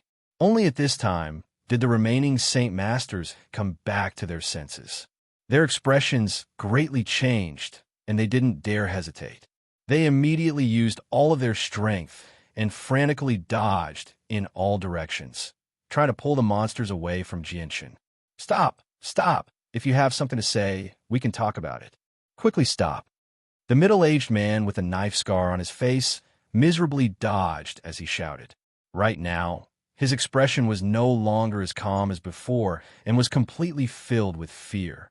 Jinshin stopped his merciless slaughter and calmly looked at the remaining Saint Masters and said, "Speak. Where is the leader of your Zhou mercenary group?" Previously, Jinshin had found out that the leader of the Zhou mercenary group was a great Saint Master. But among these people, there wasn't a single one that had the strength of a great Saint Master. This could only mean that the leader of the Zhou mercenary group wasn't here. Regarding the leader of the Zhou mercenary group, Jinshin had already given the order to kill him. The man with the knife scar took a deep breath and forced himself to calm down. His eyes were filled with fear as he stared at Jinshin. With a trembling voice, he said, "This little brother, I don't know how our Zhou mercenary group has offended you. Why must you be so ruthless?" At this moment, the man with the knife scar's attitude had undergone a great change. Jinshin stared at the man with the knife scar with a sharp gaze. He slowly approached the man and said, "I'll ask you one last time, where is the leader of the Zhou mercenary group?" With regard to the man with the knife scar, Jinshin completely ignored him. Seeing Jinshin approaching, the man with the knife scar nervously retreated. After a moment of hesitation, he said with a trembling voice, "Where is the leader?" "I don't know." Hearing this, Jinshin's eyes turned cold. He didn't give the man with the knife scar a chance to speak and immediately appeared in front of him. The light wind sword turned into a silver ray of light as it pierced towards the man's throat. The man with the knife scar's face changed greatly as he immediately retreated. At the same time, a large sword appeared in his hand in an attempt to block in front of him. But when he raised his large sword halfway, the light wind sword had already reached his throat and pierced deeply into it. The tip of the sword was already covered in blood as it came out from the other side of his neck. Seeing that the man with the knife scar didn't even have the strength to resist Jinshin, the remaining Saint Masters couldn't help but turn pale. They had already lost the courage to continue fighting after witnessing Jinshin's strength. "Quickly run. We'll go find the leader. Only the leader can deal with him." Among the remaining sacred experts, one of them shouted out loudly. As soon as he finished speaking, he ran out of the door with the fastest speed possible. "Right, let's go find the leader." When the others heard this, they immediately came to their senses. Without any hesitation, they all rushed out the door. Jinshin slowly pulled out the light wind sword that was still dripping with blood from the man with the knife scar's neck. He stared at the direction in which the people were running with a cold smile on his face as he leisurely followed behind them. Not long after Jinshin left, the entrance of the Zhou mercenary group's residence was immediately surrounded by a group of people. Upon closer inspection, it was the group of people that had followed them out of the restaurant. However, when the group of people looked through the broken door and saw the scene inside, their faces immediately became sluggish. Their faces were filled with disbelief and disbelief. Chapter 213. Now that Wake City was about to be attacked by magic beasts, the people living here didn't have the slightest bit of panic or fear. Apart from the atmosphere of the city being a lot more dignified than usual, everything else was the same as before. Everyone did what they were supposed to do. Wake City was very close to the magical Beast Mountain range, only 20 kilometers away. As a third-ranked city that had stood tall in this area for quite some time, It had experienced countless waves of magical beasts. Relying on its sturdy city walls that were comparable to a first-rank city's walls, this small third-rank city had withstood every single magical beast attack. Therefore, the people who were born and raised here were already used to magical beast attacks. Within Wake City, because of the news released by the City Lord's mansion and the missions given by the Mercenary Guild, there was a constant stream of mercenaries gathering in Wake City, quietly waiting for the day when a magical beast would attack. The current Wake City streets were much more crowded than before. If one looked carefully, they would discover that the majority of these people were mercenaries. The entire street was extremely noisy. Move aside, quickly move aside. Right at this moment, a few panicked and anxious voices suddenly came from the other end of the street. Along with the commotion of the crowd on the street, several middle-aged men rushed over from the distance with panicked expressions. These middle-aged men all wore different colored clothes, but on their chests, they all had identical badges. Anyone who blocked their way was mercilessly pushed away by these middle-aged men, causing many people to curse them. As for those with bad tempers who boasted that they weren't weak, they had already taken out their weapons. It looked like they were going to settle the score with these middle-aged men. Look at the badges on their chests. Aren't they from the Zhou mercenary group? They are from the Zhou mercenary group. Why do they look so flustered? It looks like they are being chased down. When some people noticed the badges on the middle-aged men's chests, they immediately cried out in surprise. Their voices contained a bit of astonishment. When they heard that these middle-aged men were actually from the Zhou mercenary group, the mercenaries who were pushed away by them immediately suppressed the anger in their hearts. They could only glare angrily at the few of them. The Zhou mercenary company's captain, Zhou Yun, breaking through to the Great Saint Master level was not a small matter in Wake City. After all, in this small third-rank city, a Great Saint Master was already a peak-level expert. As for the Zhou mercenary company, after their captain, Zhou Yun, became a Great Saint Master, their status also suddenly rose, and they became a considerable power in Wake City. Obviously, no one was willing to offend the Zhou mercenary group for such a small matter. These members of the Zhou mercenary group ran very quickly and disappeared at the end of the street in the blink of an eye. Along the way, they attracted many strange gazes from the people on the street. Not long after the Zhou mercenary group disappeared from the street, a white figure shot out from the other end of the street and chased after the Zhou mercenary group at an extremely fast speed. What's going on? Could it be that someone is looking for trouble with the Zhou mercenary group? It shouldn't be. Right now, the Zhou mercenary group already has a Great Saint Master, and their relationship with the Zhou clan is also very close. Who would dare to look for trouble with the Zhou mercenary group at this time? Such a scene caused the people on the street and the mercenaries to start guessing one after another. All kinds of discussions continued one after another.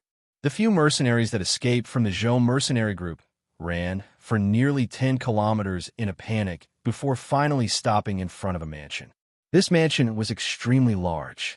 Just the entrance alone was 4 meters tall and 6 meters wide. Above the entrance, there was a huge plaque with the words Zhou Clan engraved on it. These 4 words were actually completely made of gold. Just from this point, it could be seen that the owner of this mansion was not only wealthy, but also powerful. Let us in. We are from the Zhou mercenary group. We have something important to report to the leader. A member of the Zhou mercenary group hurriedly yelled at the several guards at the entrance. The guards also recognized a few of them. Seeing their panicked expressions, they knew that something big must have happened. Immediately, they didn't dare to delay and quickly let them in. Inside the Zhou clan's mansion, in a grand hall, an old man who was over 70 years old sat high up in a main seat. Below him, there were more than 10 people of different ages. The old man's gaze fell on a tall and sturdy middle-aged man wearing armor. He smiled and said, "Commander Duo Li, you don't have to worry about this matter. Our Zhou clan has been established in Wake City for dozens of years. Now that Wake City has become our home, we will definitely use all of our strength to protect Wake City from this wave of magical beasts. We will use our lives to protect the safety of Wake City." Hearing what was said, the armored middle-aged man faintly smiled. He cupped his hands and said, With these words from the Zhou family's patriarch, this commander also feels a lot more at ease. With the addition of the Zhou family, our chances of victory are a bit greater, especially Mr. Zhou Yun, who has already reached the Great Saint Master level. This is truly something worthy of celebration. Hearing this, a gratified smile appeared on the old man's face. However, he still modestly said, "Commander Harry is too kind. My son Zhou Yun's talent in cultivation is not outstanding.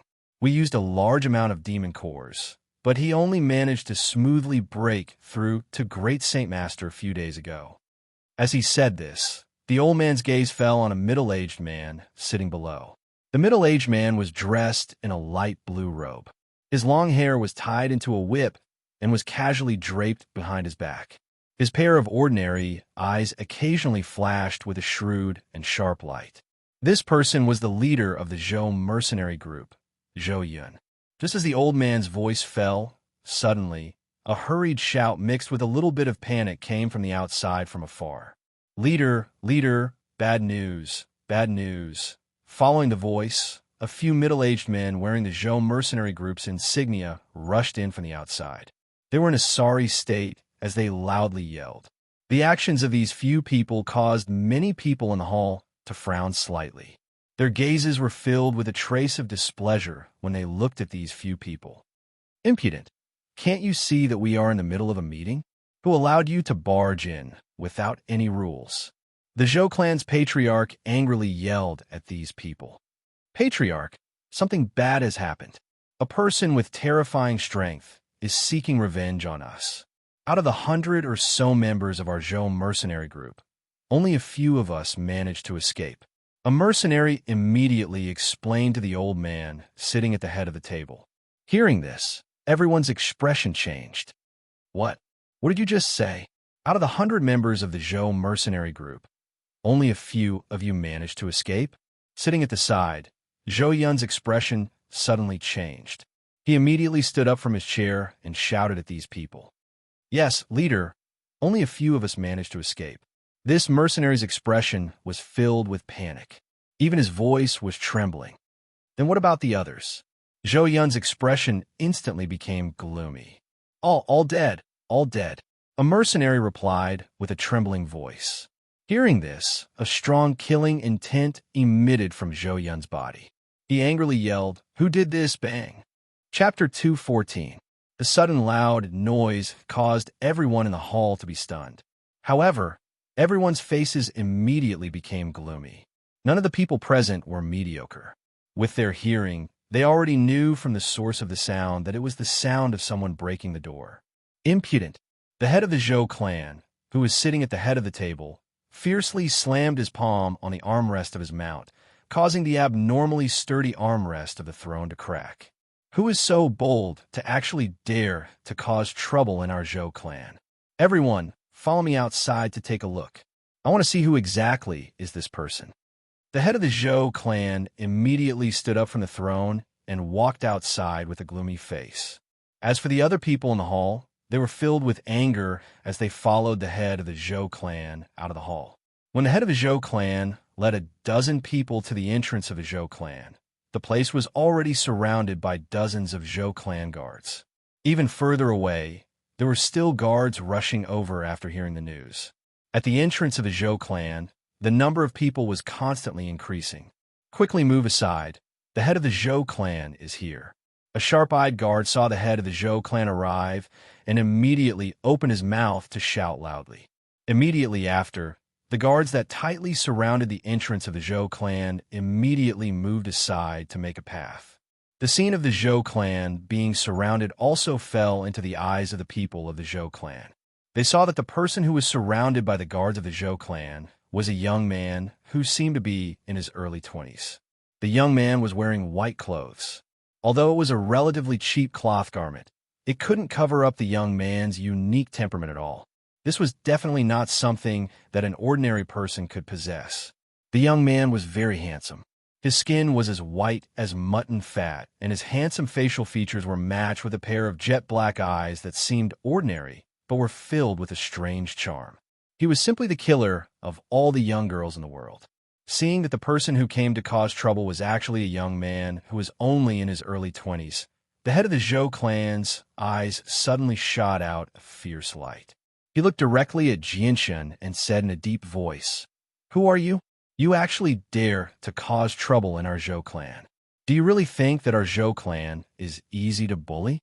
Jianshan's expression was calm.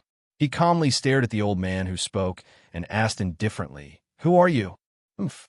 Seeing Jianshan's disdainful attitude, the Zhou clan's patriarch's gaze turned cold, and he coldly said, "Old man is the Zhou clan's patriarch, Zhou Butong." "Oh, so you are the patriarch of the Zhou clan." A faint smile appeared on Jianshan's face. He then cupped his hands and said, "I'm Jianshan. I'm here to ask for a person. As long as the Zhou clan is willing to hand over that person, I'll leave immediately." Zhou Butong was so angry that he started laughing. He said, "You want someone? Ha, what an ignorant brat. You actually dare to come to our Zhou clan and ask for someone. Brat, in Wake City, there aren't many people who dare to behave atrociously in our Zhou clan. You're the first." Jianshan laughed and said, "It seems like I should feel honored. Patriarch Zhou, I won't waste any more words with you. I wonder if the Zhou clan's mercenary group's leader, Zhou Yun, is here." "I am Zhou Yun." Just as Jianshan finished speaking, Zhou Yun stepped out from the crowd. His eyes were filled with killing intent as he stared at Jianshan like a hungry wolf. His face was gloomy as he said, "I heard that you have already massacred my Zhou clan's mercenary group. Is this true?" "That's right." Hearing these words, Zhou Yun could no longer hold himself back. His eyes turned red as an intense killing intent began to emanate from his body. Immediately after, a long spear appeared in Zhou Yun's hand. He said in a low voice, "You dare to destroy the mercenary group that I spent over 20 years to establish. Brat, no matter who you are, I, Zhou Yun, will make you suffer. I will make you suffer all the torments in the world and avenge my brothers who died." As soon as he finished speaking, an intense amount of Saint Qi surged out from the long spear in Zhou Yun's hand. The long spear in Zhou Yun's hand turned into a blur as it pierced towards Jianshan. Jianshan's face revealed a trace of a cold smile. The silver-white light wind sword appeared in his right hand in a flash as he thrust it out like lightning. Ding! The light wind sword's sharp sword Qi collided with Zhou Yun's long spear in midair. Following a clear ding sound, the energy from the two saint weapons collided and immediately formed a visible ripple of energy that spread out in all directions. Along the way, the dust on the ground was blown away, causing the entire area to be covered in a dusky haze. Some of the weaker guards who were standing in the area were pushed back by the energy ripple. After blocking Zhou Yun's long spear, Jianshan did not stop moving. He immediately closed the distance between him and Zhou Yun. Following a flash of silver-white light, the light wind sword pierced towards Zhou Yun's throat with lightning speed. The speed of the sword was extremely fast. By the time Zhou Yun realized that the sword was coming, the light wind sword was already less than a foot away from his throat. Zhou Yun's face suddenly changed, but the rich experience accumulated from many years of battle made him not panic in the face of danger. He immediately retreated as fast as he could, and at the same time, the long spear that he had thrust out was instantly retracted, and then he immediately blocked in front of himself. Ding! The moment Zhou Yun used his long spear to block in front of him, the light wind sword's tip had already pierced through the spear shaft. A powerful force was transmitted from the light wind sword through the long spear and into Zhou Yun's body. Zhou Yun was immediately pushed back several steps. Although he managed to block the fatal blow, Zhou Yun's forehead was already covered in cold sweat. His face was slightly pale, and his heart was filled with shock. What a fast sword! How could a sword be so fast?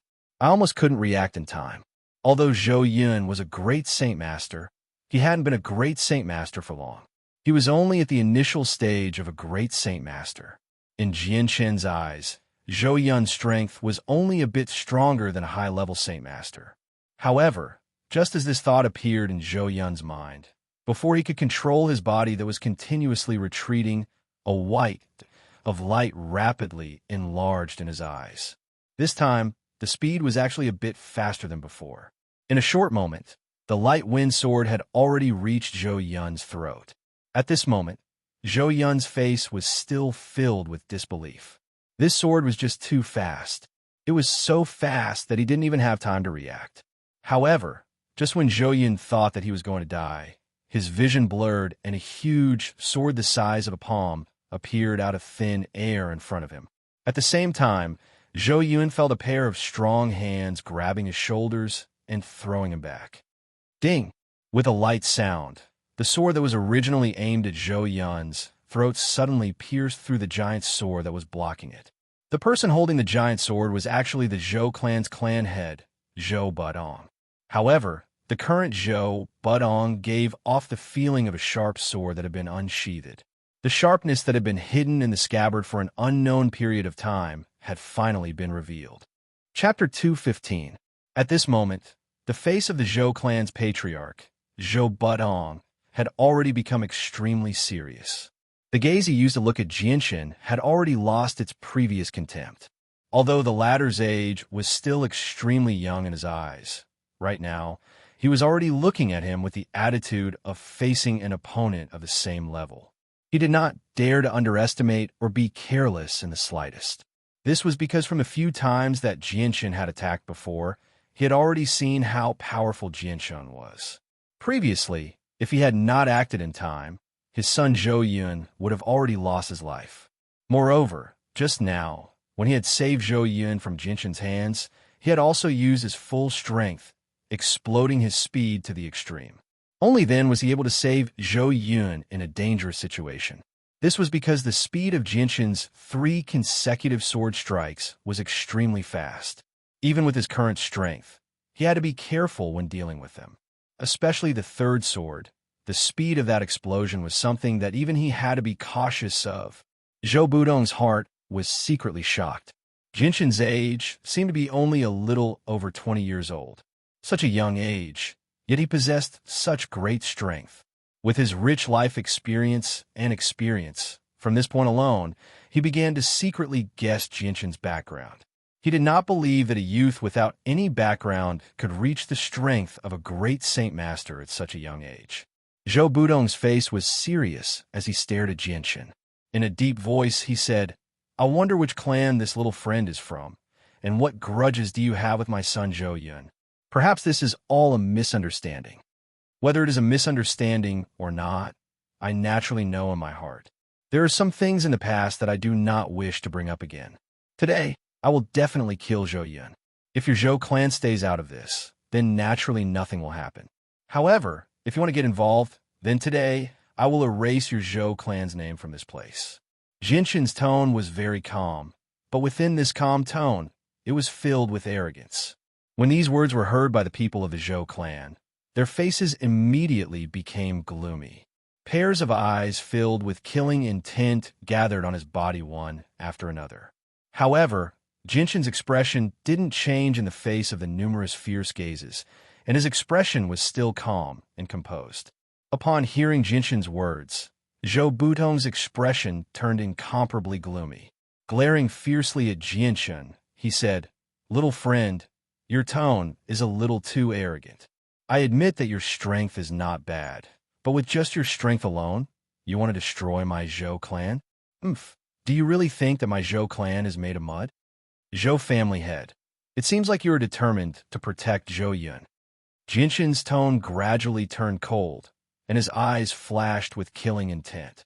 Zhou Budong waved the giant sword in his hand and coldly said, "If you want to take my son's life, then let's see if you have the ability." Wait! Just as the two sides were about to draw their swords, a voice suddenly sounded out. The person who spoke was a tall and sturdy middle-aged man, wearing armor, standing behind Zhou Budong. The middle-aged man wearing armor walked out with large strides, stopping between Jianshan and Jianshan. With a smile on his face, he said to Jianshan, "Little brother, can you sit down and talk about the grievances between you and the Zhou clan? If you can turn a big matter into a small one, and a small matter into a small one, that would be for the best. Why must you insist on fighting and killing? Especially since Wake City is about to be attacked by a wave of magical beasts." This is a time where we need to be united. We cannot fight at this juncture. After all, this concerns the lives of hundreds of thousands of people in Wake City. I hope little brother will reconsider. Perhaps because he saw that Jinshin's strength was not ordinary. The middle-aged man's tone was extremely gentle. Jinshin's gaze fell on the middle-aged man. His gaze lingered on the armor he was wearing, and he calmly asked, "Who are you?" Towards Jinshin's tone, the middle-aged man's face did not reveal the slightest trace of anger. Instead, he smiled and said, "My name is Duo Li. I am the commander of Wake City's defense forces. I am in charge of the entire city's defense forces." "So is Commander Duo Li. Commander Duo Li, please step back. This is a matter between me and them. I do not wish for others to be involved." Jinshin opened his mouth to speak. Commander Duo Li sighed and said, "Little brother, this is not a normal time. Can't we all sit down and have a good talk?" Jinshin shook his head slightly. "There is no room for discussion. Commander Duo Li, please step back. Commander Duo Li, don't get involved in this matter. Since this brat who does not know the immensity of heaven and earth wants to destroy my Zhou clan, then I will let him see the strength of my Zhou clan. Furthermore, the Zhou mercenary group that my son painstakingly created was also destroyed by this brat. Tell me, is there any room for discussion?" Zhou Butong said with a gloomy face. His eyes were filled with killing intent as he looked at Jinshin. "Arrogant brat, let me personally deal with you." As he spoke, Zhou Butong's body transformed into a blur as he charged towards Jinshin.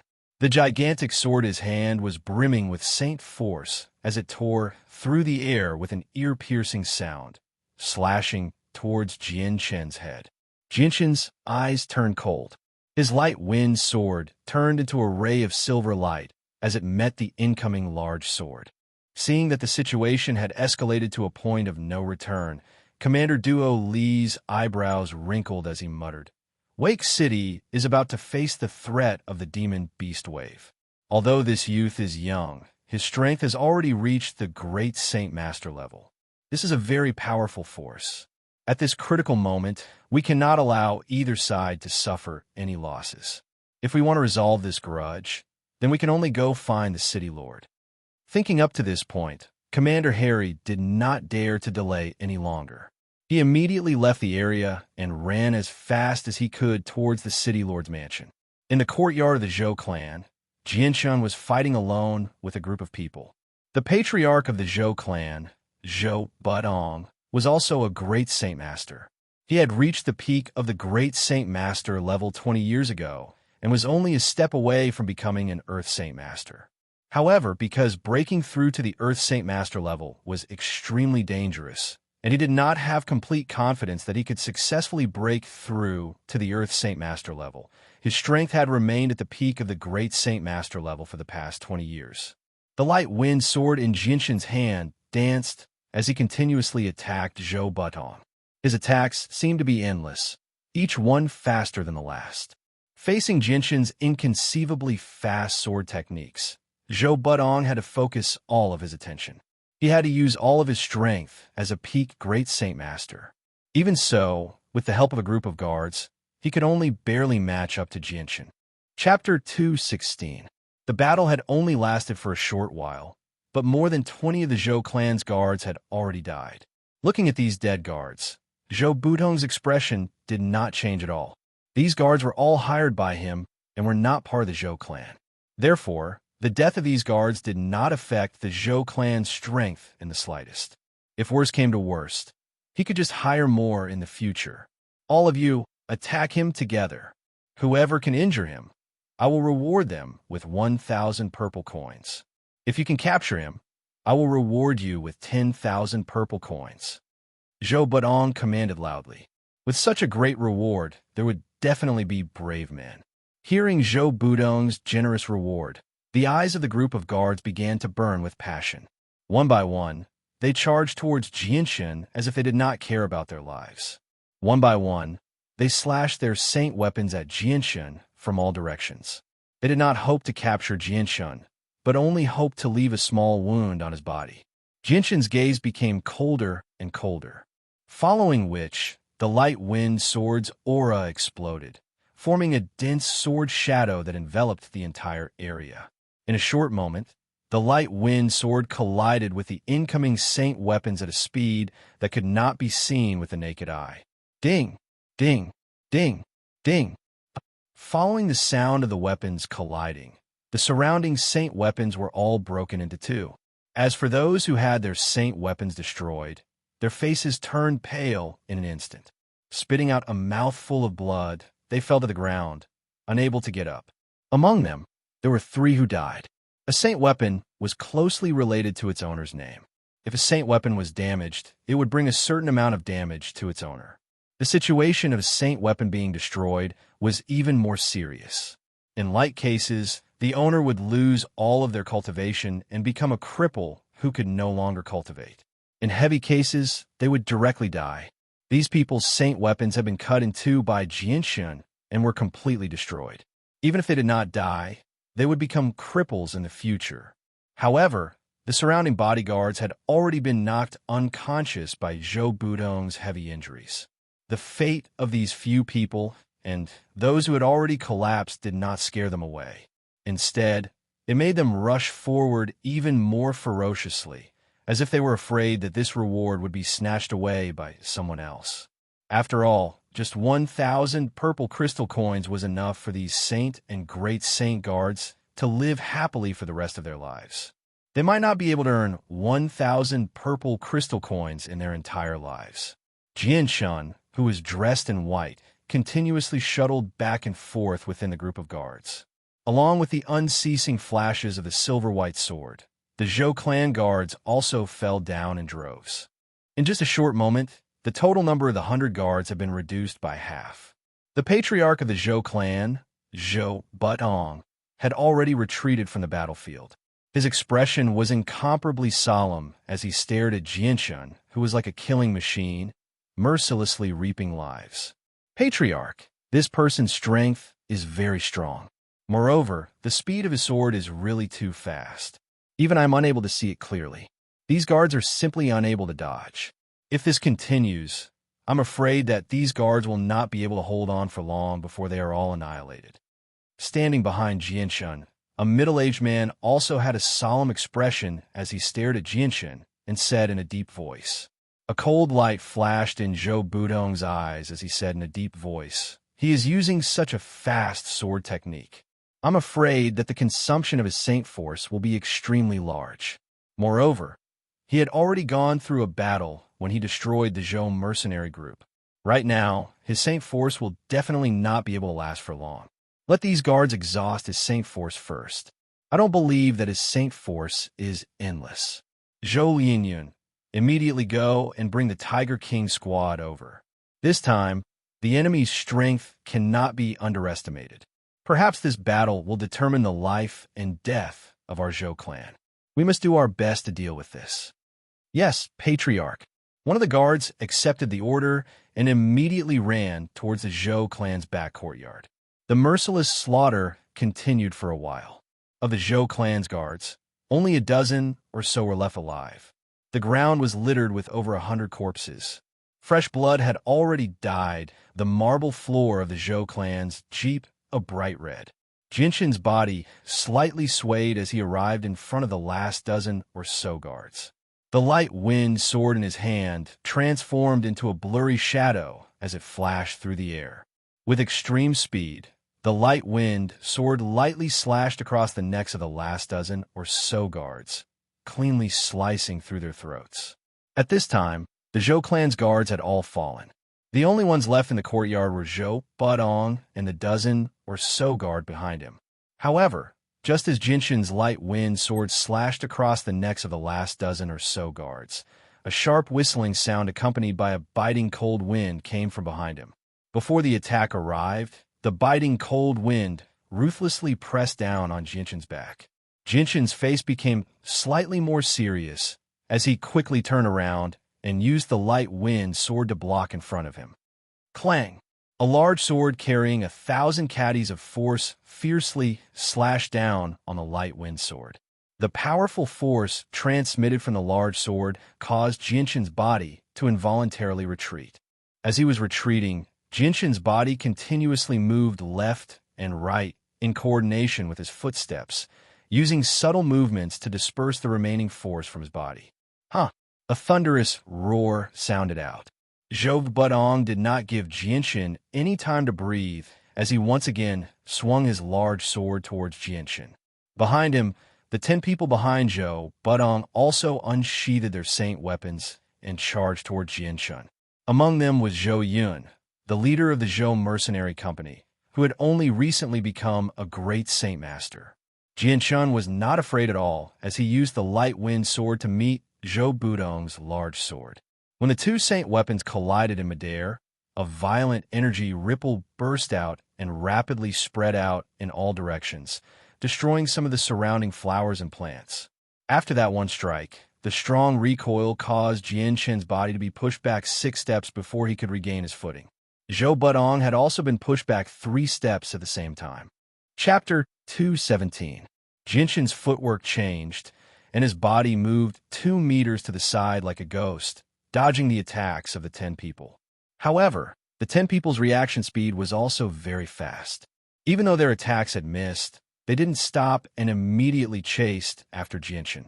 At the same time, the spear in Zhou Yun's hand was filled with surging Saint Qi as it shot towards Jinshin's heart like a bolt of lightning. Zhou Yun had already used all of his strength in this attack. Oomph. The corners of Jinshin's mouth curled up into a cold smile. Although the 10 people's attacks seemed very fierce, at most they would only give Jinshin a bit of pressure. Jinshin really didn't put them in his eyes. Jinshin's arm suddenly shook, and the light wind sword turned into a blur as it pierced out. In that short moment, the light wind sword had already pierced out 10 times, colliding with the saint weapons that were coming at him. Although the light wind sword looked very small and couldn't be compared to the saint weapons of the 10 people in front of him, it still contained a very large amount of power. When the 10 saint weapons collided with the light wind sword, they were all bounced back by the light wind sword's powerful force. The expressions of the dozen or so saint weapon wielders changed at the same time.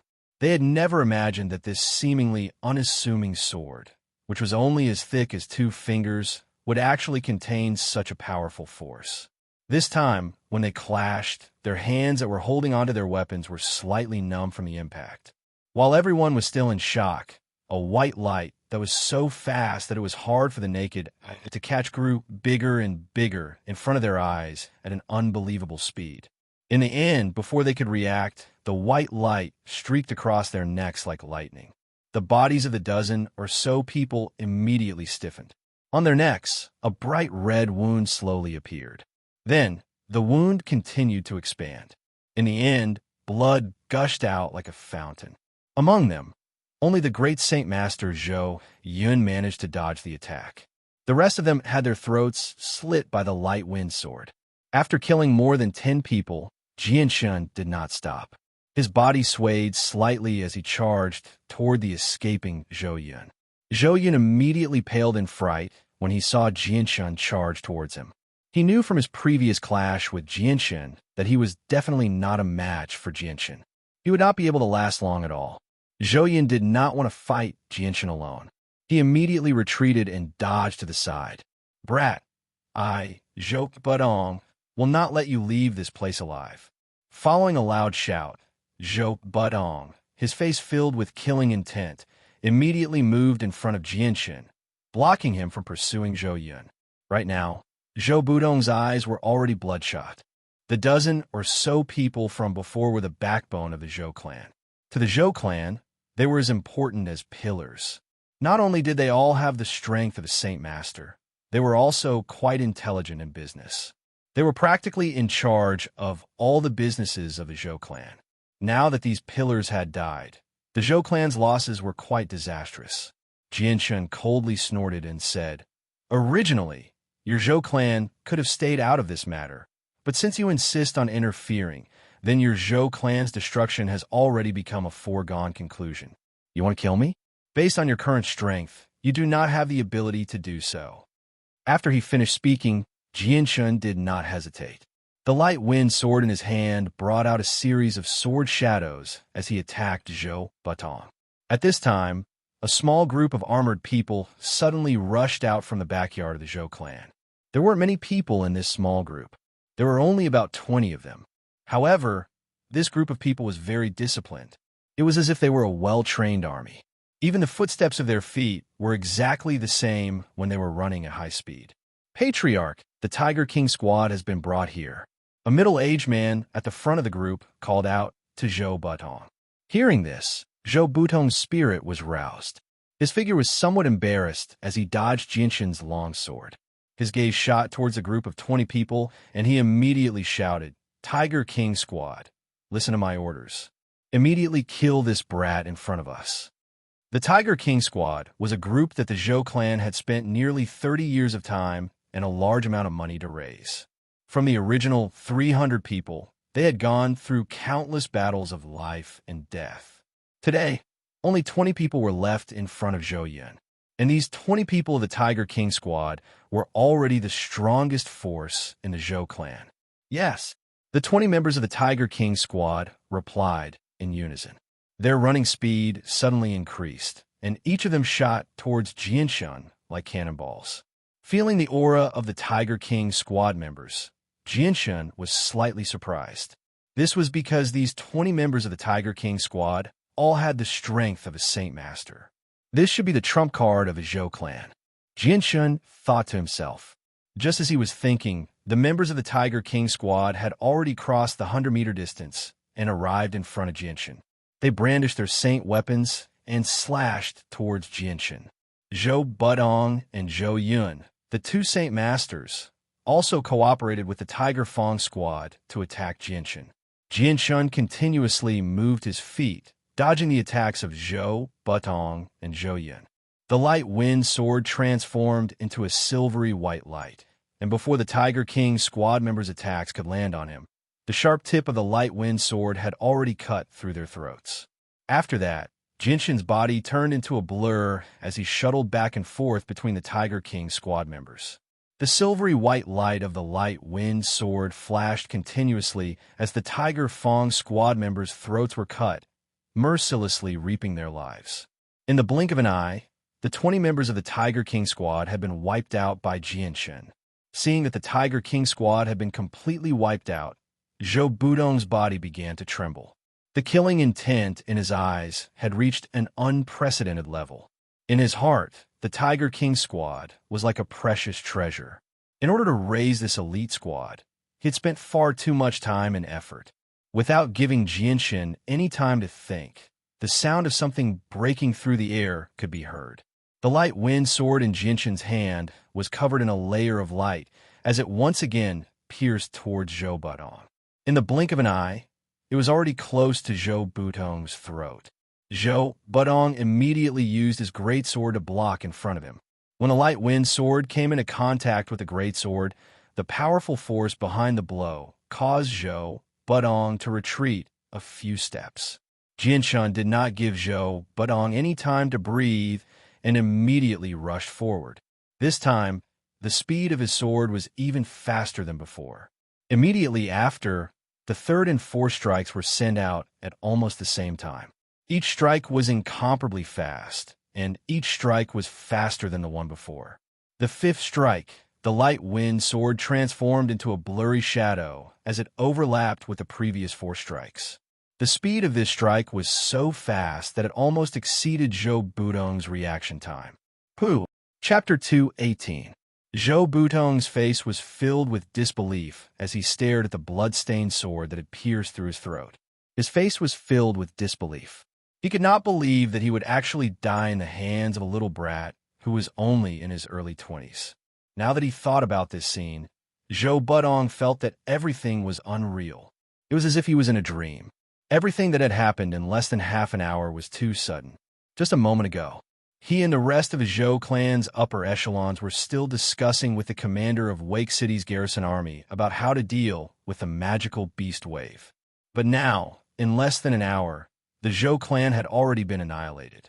Sighing in his heart, Zhou Butong's face was filled with unwillingness as he slowly closed his eyes. Following that, his old body slowly fell to the ground.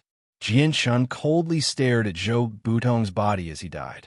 His expression did not change in the slightest. With the memories of his previous life, his mind had already become very firm. Excessive slaughter would not affect his state of mind in the slightest. Slowly pulling out the light wind sword from Zhou Budong's neck, Jianshan looked around for traces of Zhou Yun. But what he saw made his expression sink. In the entire Zhou clan's courtyard, there were only corpses everywhere. There was not a single living person, and Zhou Yun was nowhere to be found. Seeing this, Jianshan's eyes flashed as he hatefully said, "I actually let him escape." Jian Chun lightly sighed. His gaze swept over the corpses that littered the ground. In the end, his gaze landed on the space belt that Zhou Budong was wearing. He took 2 steps forward, squatted down in front of Zhou Budong, and reached out his hand to take off the space belt. After all, Zhou Budong was the head of the clan, so he definitely had a lot of valuable items on him. Just as Jianshan's eyes inadvertently landed on Zhou Budong's neck, his eyes suddenly narrowed. His eyes shone brightly as he stared at Zhou Budong's neck that was already dyed red with blood. At the neck, an extremely fine line appeared in Jianshan's eyes. This line was extremely well hidden. Normally, it would be difficult to notice it with the naked eye. Now that it was dyed red with blood, it was exposed. Jianshan slowly pulled open the collar of Zhou Budong's shirt, only to see a small and exquisite ring bound by a string hanging on Zhou Budong's chest. When he discovered the space ring, Jianshan's eyes could not help but light up. He exclaimed in a low voice, "It's actually a space ring." Jianshan's voice contained traces of delight. For this spatial ring to be so secretively guarded by Zhou Budong, the items inside must be extremely valuable. Who knows, it might even be Zhou Budong's entire body. After removing the interspatial ring from Jianshan's chest, Jianshan felt a little bit of excitement in his heart. However, at this time, it was clearly not the time to examine the contents of the interspatial ring. After keeping the interspatial ring, Jianshan did not stay for too long and immediately left the Zhou clan's large courtyard. Just as Jianshan left, in front of the Zhou clan's large courtyard, many people who had heard the news immediately rushed over. They had all been attracted by the sounds of battle from before. However, when they saw the scene within the Zhou clan's courtyard, everyone's eyes suddenly became lifeless. Their faces were filled with disbelief. The Zhou clan, in such a short period of time, had been completely exterminated. Out of the way, all of you out of the way. At this time, an extremely domineering voice came from behind the crowd. Following that, the crowd that had completely surrounded the Zhou clan's main gate to the point that not even a drop of water could trickle through. A group of armored soldiers, like a sharp knife, directly cut through the crowd and entered from the outside. Isn't that Wake City's Lord Mayor? I didn't think that at this time he would also be alerted. When the crowd's gaze landed on a middle-aged man walking in the middle of the group of soldiers, they immediately cried out in alarm. This middle-aged man was wearing a long black robe. He had a tall stature and a pair of fierce eyes that were as sharp as swords. Ordinary people would not even dare to look him in the eye. This middle-aged man had bronze skin.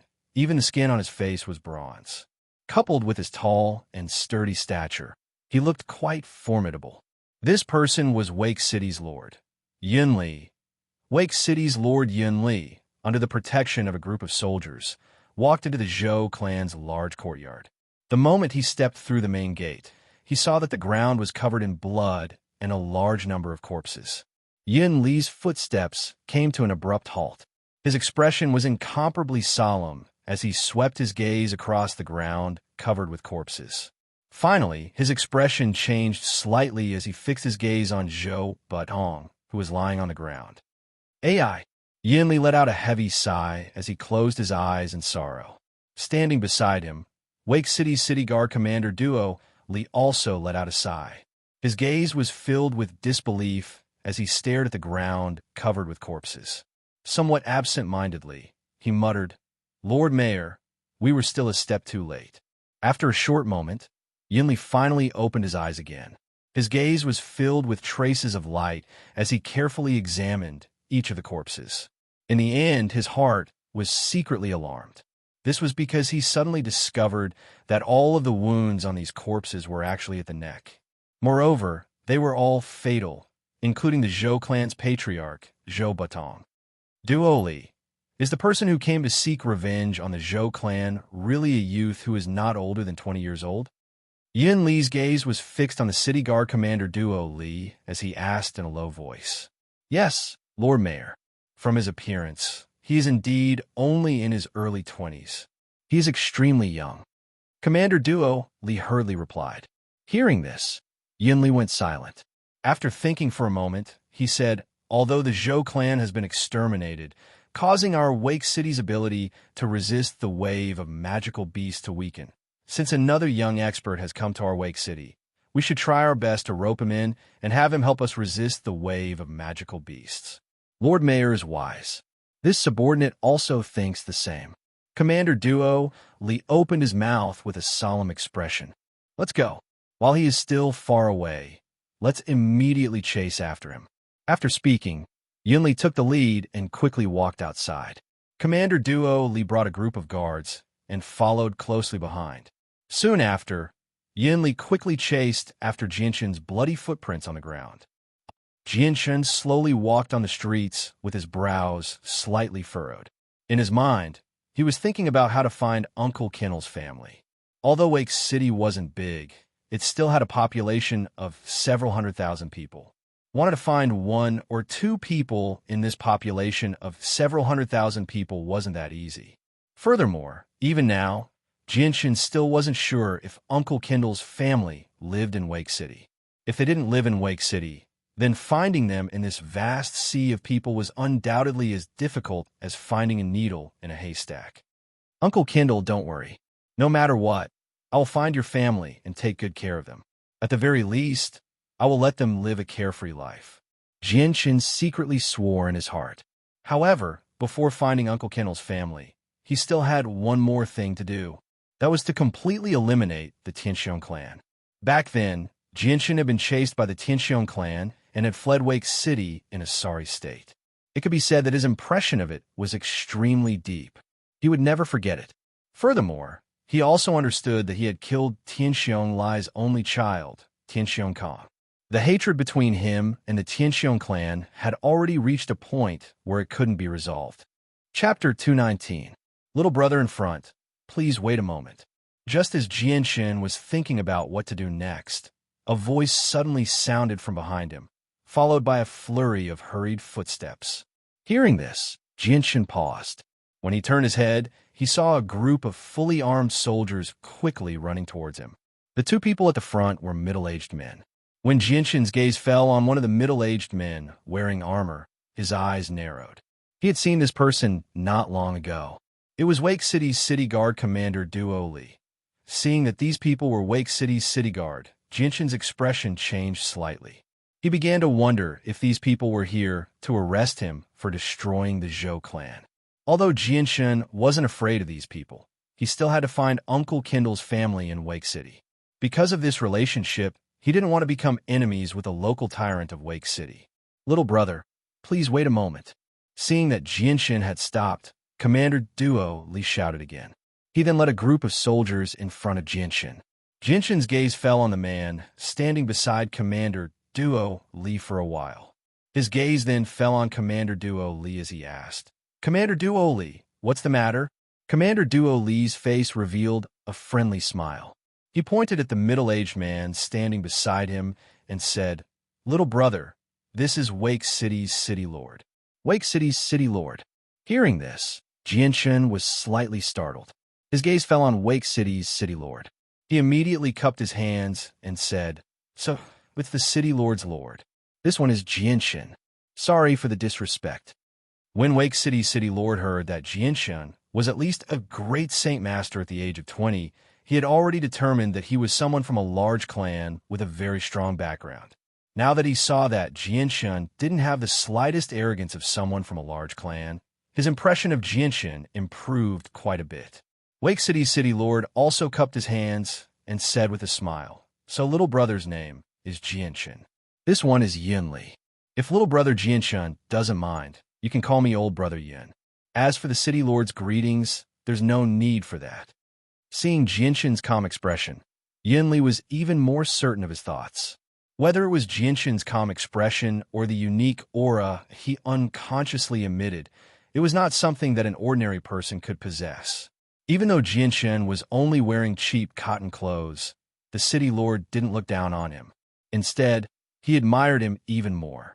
Hearing Wake City's city lord Yun Li's words, Jianshan already knew that Yun Li was trying to worm his way into being friends with him. However, he didn't take it to heart, because with the current Yun Li, Jianshan really didn't take him to heart. May I know why City Lord Yun Li is looking for me? Jianshan's expression was calm, as a faint smile hung on his face. His tone was extremely calm. Yun Li laughed and said, "Little brother Jianshan, it's not convenient to talk on the streets.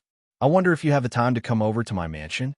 Hearing this, Jianshan's heart moved. He immediately thought of Kendall's family and agreed without any hesitation. The City Lord's mansion was located in the center of Wake City. It was the most majestic building in Wake City, occupying 10 square kilometers of land. It was the largest building in Wake City. Even a mercenary guild couldn't compare to it. Inside the City Lord's mansion, there were teams of soldiers patrolling everywhere. Whether it was in the open or in the dark, there were always people watching the surroundings. It could be said that the city was heavily guarded. Within the City Lord's mansion's large hall, Wake City's City Lord Yun Li gave up sitting on the City Lord's throne and was willing to lower his status to sit opposite of Jianshan. Beside him, there were two young girls around 17 or 18 years old. They emitted a youthful energy as they served tea and pastries to the two of them from time to time. After the two of them casually chatted for a while, they quickly got to the main topic. "Little brother Jianshan, I'm sure you know that our Wake City is about to be attacked by a wave of magical beasts. This is a test of life and death. If we can't defend against the magical beasts, then the hundreds of thousands of people in Wake City will become food for the magical beasts. Therefore, I hope that little brother Jianshan can help our Wake City survive this calamity." Yun Li's smile vanished as he said sternly to Jianshan.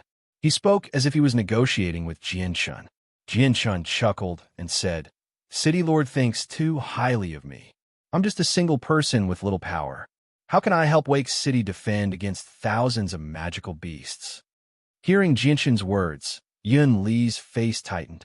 From Jianshan's words, he could tell that Jianshan wasn't willing to help Wake City defend against the magical beasts. But without waiting for him to speak, Jianshan continued, "Since I've come to Wake City, I'll do my best. However, whether or not I'll be able to successfully defend against the magical beasts, I can't guarantee it." Jianshan's words caused Yun Li's furrowed brows to relax. He smiled and said, "With little brother Jianshan's words, I'm relieved. If little brother Jianshan can join us, then I'm sure our Wake City will be able to safely survive this calamity." At this moment, City Guard Commander Duo Li hurriedly ran in from outside. He quickly walked in front of City Lord Yun Li and looked at Jianshan with a complicated expression. Then, he whispered something into the City Lord's ear. Wake City Lord Yun Li's expression gradually became serious. In the end, it was filled with seriousness. Looking at Jianshan, his gaze also became somewhat complicated. Seeing Yun Li's gradually changing expression, Jianshan felt a burst of curiosity in his heart.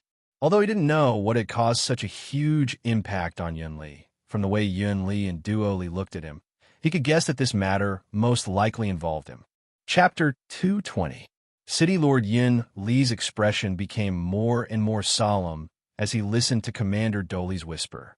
After Commander Doli finished speaking, he stood behind Yun Li and looked at Jianshan with a complicated expression, but didn't leave.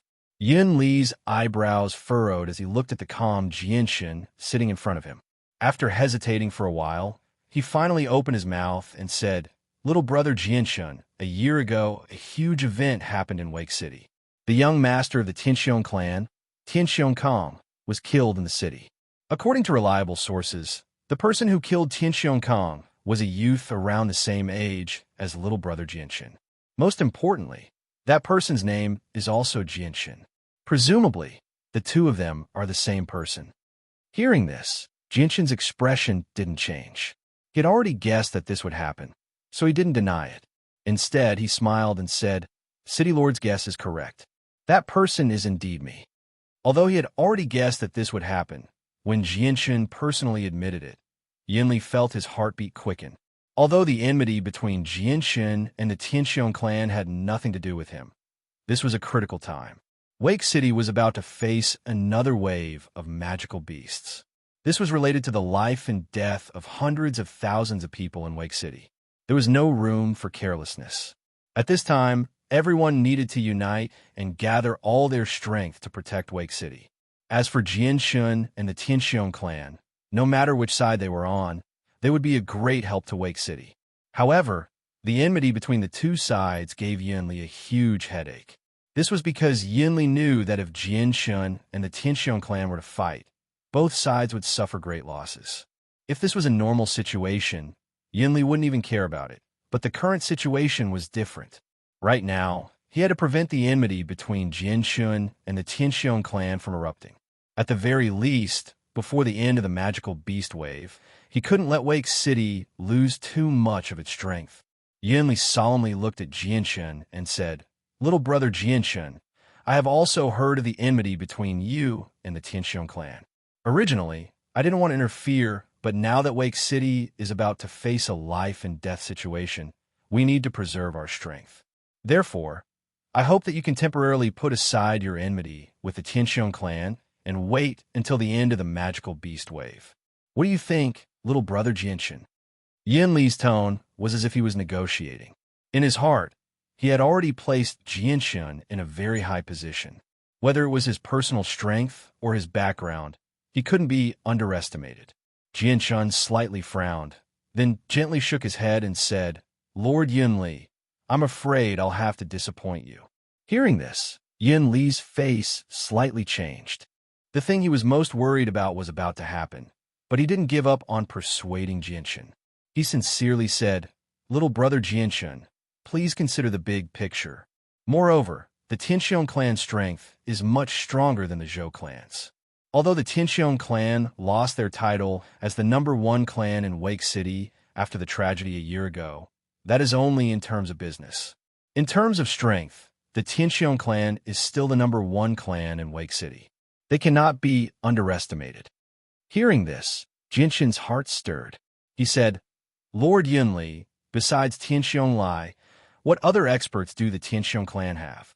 Yinli hesitated for a moment, then said, aside from Tianxiong Lai, the Tianxiong clan also has an intermediate great Saint Master expert. This person is Tianxiong Lai's younger brother, Tianxiong Daoyan. In addition, Tianxiong Lai has a very good relationship with several large mercenary groups in Wake City. If they join forces, they will be a very frightening force in Wake City. After hearing this news, Jianshun's expression didn't change in the slightest. It was as if he didn't take Yin Li seriously at all. Instead, he leisurely picked up the tea on the table and took a sip.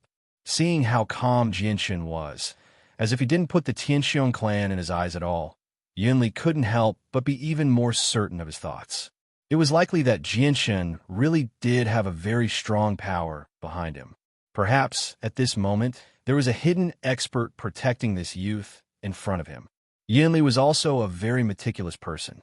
Seeing that Jianshun had already made up his mind not to forgive the Tianxiong clan, he didn't continue to linger on this topic to avoid the opposite effect. To him, Jianshun was much more important than the Tianxiong clan.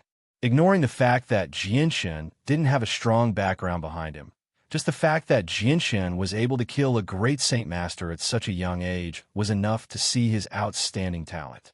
In the future, it would not be impossible for him to become a peak expert that would become famous throughout the continent. By the time Jianshun left the City Lord's mansion, the sky had already darkened. In the City Lord's mansion, Jianshun didn't mention the matter of Uncle Kennel's family. From his point of view, it would be wiser and safer to wait until the matter of the Tianxiong clan was completely resolved before asking Yinli City to help him search for Uncle Kennel's family. Seeing that it was getting late, and that the two previous battles had taken a toll on Jianshun, Jianshun wasn't in a hurry to find trouble with the Tianxiong clan. Instead, he found a nearby inn to stay for the time being. Time quickly passed, and when the first light of dawn had just risen, Jianshun, who was sitting cross-legged on his bed, opened his eyes.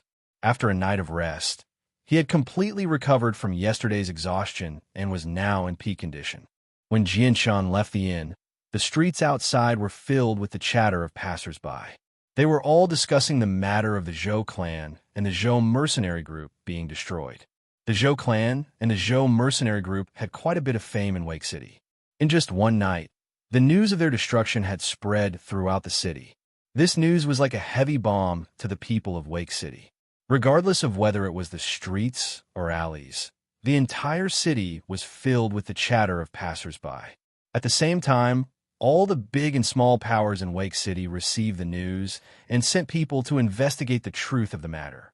Chapter 221. The Tianxiong clan was located in the northern part of Wake City. At this moment, in the main courtyard of the Tianxiong clan, there was a grand meeting hall. The current patriarch of the Tianxiong clan, Tianxiong Lai, was sitting at the head of the table. Below him were 2 rows of people of different ages. Each of them had an extraordinary aura, and their eyes shined brightly. A year ago, Jianshun had caused great losses to the Tianxiong clan, causing them to lose their position as the #1 clan in Wake City. However, those who knew the strength of the Tianxiong clan knew that even though they had suffered great losses a year ago, their peak strength hadn't decreased by much.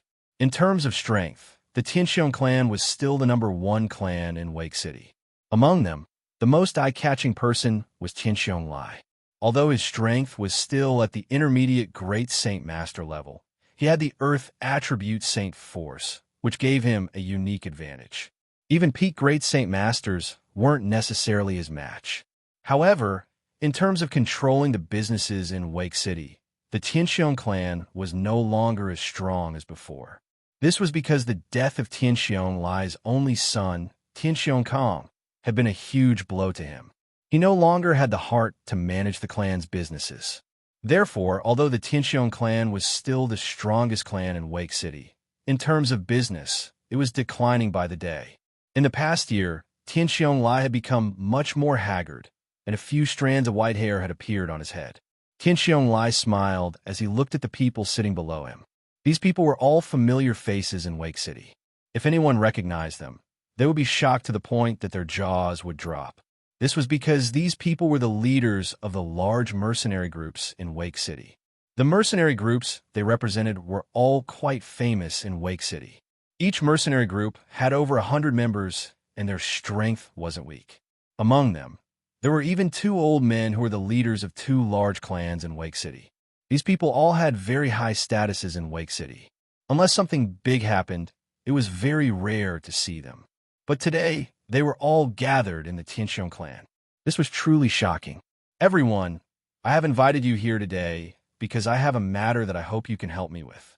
Tianxiong Lai said in a low voice as he stared at the representatives of the various mercenary groups. Haha, Tianxiong Lai, we've known each other for more than 10 years. If there's anything you need my help with, just ask. As long as it's within my power, I won't refuse. As soon as Tianxiong Lai's voice fell, a tall and sturdy middle-aged man, sitting below, said with a smile. That's right, Tianxiong Lai. Given our friendship, if you need any help, just ask. Don't be so wishy-washy, like a sissy. The one who spoke was a dark-skinned, burly man. His upper body was bare, and he only wore a pair of shorts. The bulging muscles on his body gave people a strong visual impact. It was as if this burly man could easily punch through a steel plate with a single punch. Soon after, the other people sitting in the main hall also expressed their support for Tianxiong Lai. Hearing these words, Tianxiong Lai's serious face finally revealed a trace of a smile. But then, as if he had thought of something, the smile on his face was replaced by a deep sadness. Looking around, Tianxiong Lai's eyes revealed a trace of sorrow as he said, Brothers, do you remember the incident of my son, Tianxiong Kong, being killed a year ago? Hearing this, the people below looked at each other, their faces becoming serious. But they didn't say anything and quietly waited for Tianxiong Lai to continue. Tianxiong Lai continued. A year ago, an outsider broke into Wake City. Not only did he kill my son, Tianxiong Kong, he also brought great losses to the Tianxiong clan. Although I personally chased after him, he was too cunning. He took advantage of the magic Beast Mountain Range's complex terrain to kill many of my clan's experts. In the end, he escaped. Towards the end of his speech, Tianxiong Lai's face was filled with endless hatred. He hated Jianshan to the bone, not only because Jianshan had killed his son, but also because he had been toyed with by Jianshan in the magical Beast Mountain Range. To him, this was the greatest humiliation. Ever since he had started cultivating, he had never been put in such a difficult position by someone so much weaker than him. Tianxiong Lai, could it be that the murderer of your son has come to Wake City again? The dark-skinned man asked in a muffled voice. Tianxiong Lai nodded slightly and said, I'm sure everyone knows what happened yesterday. The Zhou mercenary group and the Zhou clan were exterminated in a single day. After investigation, we found out that the person responsible for the extermination of the Zhou clan and the Zhou mercenary group was a youth who looked to be around 20 years old. His name is Jianshan. Hearing this, the faces of the leaders of the various mercenary groups became somewhat dignified, mixed with a strong sense of surprise. They had just received the news about the Zhou clan's annihilation, but it wasn't as accurate as the news that Tianxiong Lai had received. What made them surprised was that the person who had annihilated the Zhou clan and the Zhou mercenary group in a single day was actually a young man who was only about 20 years old. This made them feel that it was hard to believe. After hearing Tianxiong Lai's words, the entire hall became silent. After a while, the silence was finally broken by an old man. Tianxiong Lai, if this Jianshan was able to exterminate the Zhou clan in a single day, then his strength shouldn't be weak. Tianxiong Lai slightly shook his head, frowned, and thought for a while before saying, A year ago, I fought with him, so I was very clear about his strength. At most, he was a Saint Master. At that time, he couldn't even withstand a single blow from me. However, his speed was very fast. Even if I wanted to catch up to him, it would take some effort. Because of this, he was able to escape from my hands time and time again. Furthermore, his sword attack speed was also very fast. Those who were at the same level as him wouldn't be able to last long against him. With this method, he was able to kill many of my Tianxiong clan Saint Masters in the magical Beast Mountain Range. Now that it has been more than a year, even if his strength has increased, it would be very limited. No matter how outstanding his talent is, I don't believe that he could have broken through from the Saint Master level to the peak of the Great Saint Master level, or even the Earth Saint Master level in a short period of time. Therefore, to exterminate the Zhou clan, he must have asked for help. Tianxiong Lai, are you saying that you want us to help you capture the murderer of your son? An ordinary-looking middle-aged man asked. Chapter 222. While Tianxiong Lai and the others were discussing in the main hall, at the entrance of the Tianxiong clan's courtyard, a young man wearing a white robe appeared. He was about 20 years old and was very handsome. His handsome features could be said to be perfect, and coupled with the unique temperament that was naturally exuding from his body, this young man looked even more extraordinary than before. This young man was Jianshan. Looking at the courtyard in front of him, Jianshan's calm eyes flashed with a strong killing intent. The scene of him being chased by the Tianxiong clan and escaping from Wake City was still vivid in his mind. Although Jianshan's heart could not be said to be so narrow-minded that he could not tolerate even a little bit of sand, but towards his enemies, he would definitely not show mercy. Kindness must be repaid with kindness, and hatred must be repaid with vengeance. A drop of water must be repaid with a spring, and a deep hatred must be repaid 100 times over. This was Jianshan's principle in his previous life. Today, he still could not change the way he conducted himself in his previous life. The courtyard of the Tianxiong clan's residence was simple and unadorned. The large door was wide open, and from the outside, one could see some of the scenery inside. At the entrance, there were 8 burly men standing there, their eyes shining brightly as they scanned the surroundings. Jianshan slowly walked towards the entrance of the Tianxiong clan's courtyard, as if he was taking a leisurely stroll. From his appearance, one could not see the slightest bit of hostility from him. The 8 burly men guarding the entrance had long since discovered Jianshan. Just as Jianshan approached the entrance of the Tianxiong clan's courtyard, Two of the burly men immediately stretched out their hands to block him. One of them shouted, "Stop, what are you doing?" Glancing at the two burly men, Jinshin's face revealed a trace of a cold smile as he said, "I'm here to kill." Hearing this, the burly men were stunned. Jinshin's sudden reply had actually left them stunned on the spot. However, in the next moment, a silver light flashed as Jinshin's light wind sword pierced out like lightning. Before the burly men could react, the sharp blade of the light wind sword had already sliced through their throats. Jinshin's attack was very sudden, with the strength of a great saint. How could the burly men block his sword? In the blink of an eye, the 8 burly men were killed by Jinshin without any resistance. After killing a few people, Jinshin leisurely stepped over the tall threshold and into the courtyard of the Tianxiong clan. "Who is it? Halt!" Just as Jinshin stepped into the courtyard of the Tianxiong clan, a loud shout suddenly sounded out. Immediately after, 2 black figures shot towards Jinshin from not too far away.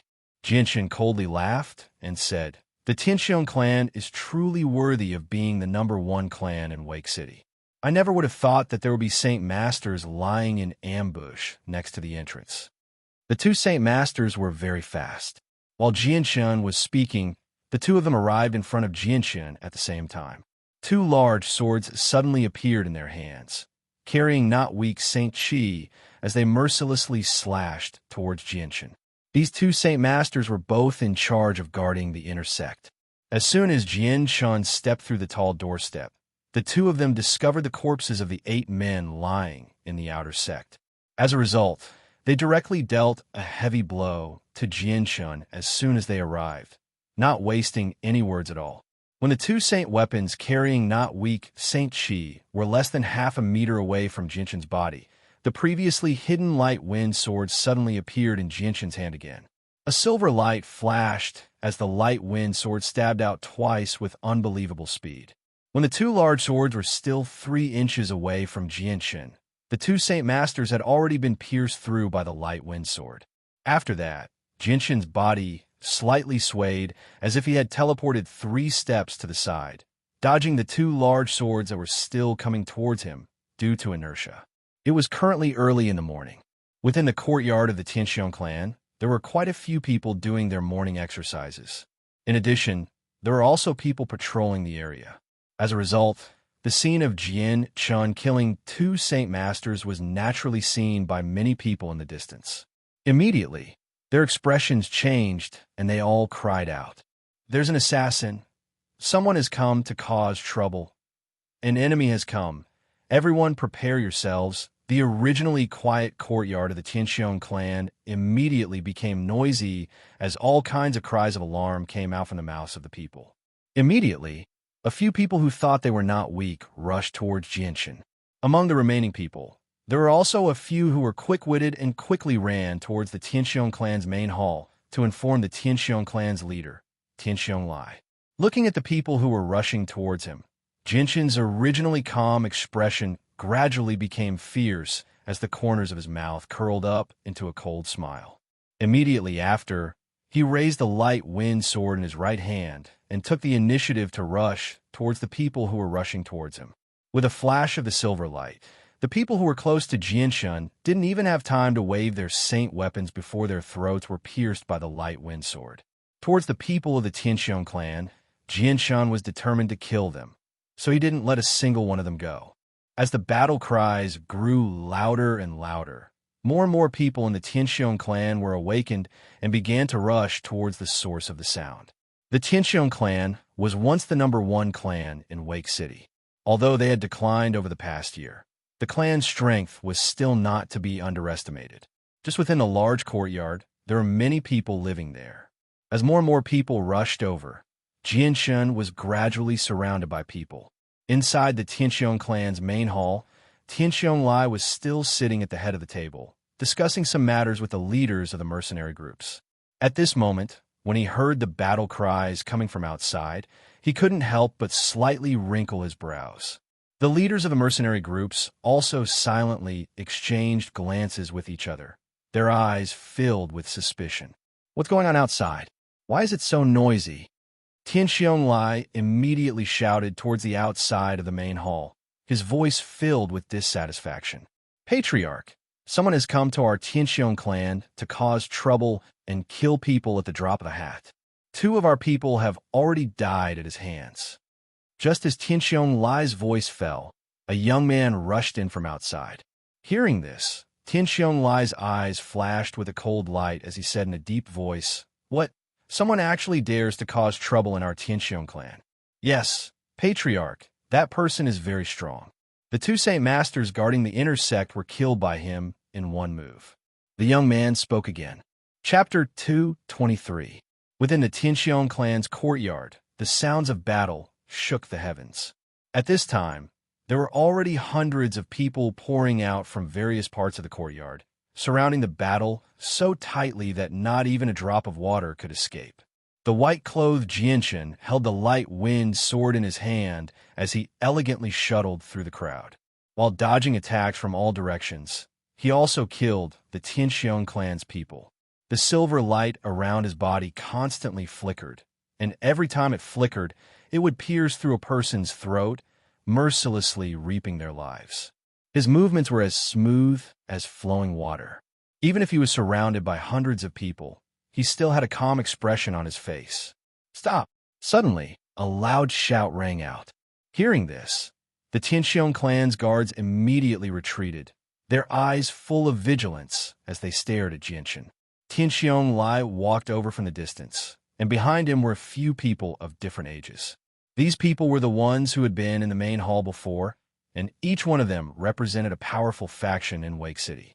Tianxiong Lai's face was solemn as he walked into the field, but when his eyes swept over the dozens of guards who had already lost their lives, his face couldn't help but become gloomy. Finally, his cold gaze fell on Jianshan's face, which didn't seem very old. When Tianxiong Lai saw Jianshan's appearance, his expression slightly changed. Immediately after, an intense killing intent flashed through his eyes. The way he looked at Jianshan was as if he was looking at a ferocious beast. "You're Jianshan." Tianxiong Lai's eyes fiercely stared at Jianshan's indifferent face as he spoke each word slowly. In the depths of his eyes, there was a faint trace of red. Jianshan indifferently smiled and said, "Tianxiong clan leader, I didn't think that you would still remember me." Tianxiong Lai's body slightly trembled. Towards the murderer of his only son, there was no way he would ever forget. Even in his dreams, Jianshan's young face would occasionally appear in his mind. Although he had only seen Jianshan a few times, and it had already been more than a year, Jianshan's appearance had already been deeply imprinted in his mind, and he would never be able to forget it. "Jianshan, I was just about to look for you, but I didn't think that you would take the initiative to deliver yourself to me.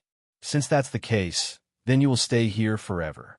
Tianxiong Lai's eyes filled with hatred as he stared at Jianshan, gnashing his teeth. Jianshan disdainfully snorted and said, "Tianxiong Lai, you couldn't keep me here a year ago. A year later, you still can't keep me here. With your little Tianxiong clan, you don't have the qualifications to keep me here." Hearing this, Tianxiong Lai's eyes flashed with an ominous glint. A year ago, Jianshan had escaped from his clutches many times with the strength of a Saint Master, leaving him in a sorry state. To him, this was a shame that could not be washed away. However, Tianxiong Lai did not know that Jianshan's strength at that time was only at the high-level Great Saint stage, and there was still a small gap between him and a Saint Master. "Boy, today I want to see how much you have grown in the past year. Guard the surroundings and prevent him from escaping." As soon as he finished speaking, a yellow light emerged from Tianxiong Lai's hand and quickly condensed into a large axe. Holding the axe, Tianxiong Lai rushed towards Jianshan with heavy steps. "Huh!" With a loud shout, Tianxiong Lai raised his axe high in the air. With a burst of saint force, he chopped down at Jianshan like a bolt of lightning. Jianshan's mouth curved into a cold smile. If it was a year ago, he would have definitely avoided this attack and not dared to meet it head-on. But now, he was no longer the same as before. A layer of hazy sword light emerged from the light wind sword and covered Jianshan's entire body. Afterwards, it turned into a bolt of silver lightning and fearlessly pierced towards the axe. Seeing that Jinshan was not dodging, Tianxiong Lai's eyes flashed with a cold light. He felt that Jinshan's actions were extremely stupid. A year ago, he had exchanged blows with Jinshan and was very clear about Jinshan's strength. He did not believe that Jinshan's strength had reached the same level as his in just a year.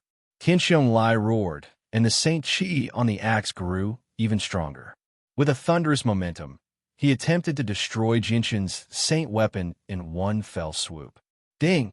The two Saint weapons that were completely incomparable in size collided in the air. The Saint force contained in the Saint weapons collided with each other, immediately erupting with a boom. Energy ripples visible to the naked eye rapidly spread out with the two Saint weapons at the center. When the energy ripples reached the ground, the hard stone floor began to crack inch by inch like a piece of tofu. The spiderweb-like cracks rapidly spread in all directions. When the two Saint weapons collided, Tianxiong Lai's face suddenly changed. His eyes were filled with disbelief as he looked at Jinshan. In the depths of his eyes, there was a trace of shock. From this exchange of blows, Tianxiong Lai was clear about Jinshan's strength. Compared to a year ago, Jinshan's strength had completely changed. A year ago, if Jinshan had not relied on his speed to play hide and seek with him in the forest, he would have been able to crush Jinshan as easily as crushing an ant. However, a year later, that ant had grown to the point where he could face him head-on. This kind of speed of growth was simply unbelievable to Tianxiong Lai. Tianxiong Lai even felt that the Jinshan now was not the same person as the Jinshan of the past, but two different people. This was because the difference in strength between the Jinshan of a year ago and the Jinshan of a year ago was just too great. Jinshan staggered back a few steps. Although he was able to block Tianxiong Lai's attack head-on, he was still unable to fight evenly. Tianxiong Lai was a mid-level Great Saint Master, and his strength was limited, but because of his Saint Qi of the Earth attribute, he had a unique advantage.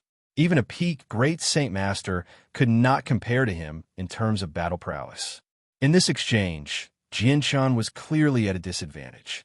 On the other hand, Tianxiong Lai was still standing steadily on the battlefield, but his feet had sunk an inch into the ground. Chapter 2:24. Jinshan waved his sword, and a sharp sword qi broke free from the binding of the sword and shot towards Tianxiong Lai like a bolt of lightning. Facing the incoming sword qi, Tianxiong Lai didn't even try to dodge. Instead, he raised his axe in front of him to block. When Jinshan's sword qi hit Tianxiong Lai's axe, the powerful impact caused Tianxiong Lai's body to stop for a moment. However, his speed didn't decrease by much. At this moment, Jinshan's body flickered and turned into a blur as he rushed towards Tianxiong Lai. "You're courting death." Seeing Jinshan take the initiative to rush towards him, Tianxiong Lai's eyes flashed with a cold light. The axe in his hand was filled with Saint force as it cut through the air, creating an ear-piercing sound. This time, Jinshan didn't want to meet Tianxiong Lai's attack head-on. Instead, he dodged Tianxiong Lai's axe, and at the same time, his light wind sword turned into a ray of silver light and pierced towards Tianxiong Lai's throat. The speed of the sword was extremely fast, more than twice as fast as Tianxiong Lai's axe. By the time Tianxiong Lai reacted, the light wind sword was already less than 2 feet away from his throat. Although Jinshan was at a disadvantage against Tianxiong Lai in a head-on clash, his strength wasn't his strength, but rather his speed. His speed was so fast that his opponent didn't even have time to react. What a fast sword! Tianxiong Lai's face suddenly changed. However, he was still a veteran of many battles. Strong Earth Saint force surged out from his body and wrapped around his upper body. When the light wind sword pierced through Tianxiong Lai's Earth Saint force barrier, the light wind sword paused for a moment. However, in the next moment, a strong sword qi shot out from the light wind sword and broke through the Earth Saint force barrier and continued towards Tianxiong Lai's throat. However, after this delay, Tianxiong Lai had already retreated and swung his axe towards the light wind sword. Jinshan flicked his wrist, and the light wind sword turned into a silver light as it pierced out 3 times. Each strike accurately hit the same spot on the axe. The power of these three strikes overlapped with each other, creating an even more powerful force that knocked the axe back to where it came from. Both of Tianxiong Lai's hands were tightly gripping the handle of the axe. His face was filled with disbelief. Jian Shen's three consecutive strikes were so powerful that his hands were slightly numb from the vibrations. Is this person really the Jian Shen from a year ago? Tianxiong Lai asked himself. He found it hard to believe that Jian Shen's strength had increased to such an extent in just a year's time. Just as this thought flashed through Tianxiong Lai's mind, a silver-white light shot towards him like a bolt of lightning. By the time Tianxiong Lai regained his senses, the light wind sword was already right in front of his throat. The sharp sword chi from the tip of the light wind sword had already pierced his throat, causing a faint trace of blood to appear on it. Tianxiong Lai's face turned pale with fright. In this moment of life and death, he immediately turned his head and pulled his neck to the side. So, just as Tianxiong Lai dodged the attack, a cold wind blew from his neck, accompanied by a slight pain. The sharp edge of the light wind sword almost brushed past Tianxiong Lai's neck, but the hazy glow from the sword had barely touched his neck. Even so, due to the distance, the hazy glow from the light wind sword only managed to cut through the skin on his neck. If he had dodged a little slower, then even if the light wind sword didn't directly pierce him, just the light wind sword's light wind sword would have been enough to kill him. Tianxiong Lai's body immediately retreated, and with a shout, a yellow Saint force burst out of his body and enveloped his entire body. He subconsciously reached out his hand to touch his neck, only to see that his hand was already stained with blood. A bone-chilling cold rose up from the bottom of Tianxiong Lai's heart, and his face became pale. Jian Shen's strength had completely exceeded his expectations. At this moment, Tianxiong Lai couldn't help but doubt himself. With his strength, would he really be able to capture the murderer of his son? Everyone, please lend me a hand.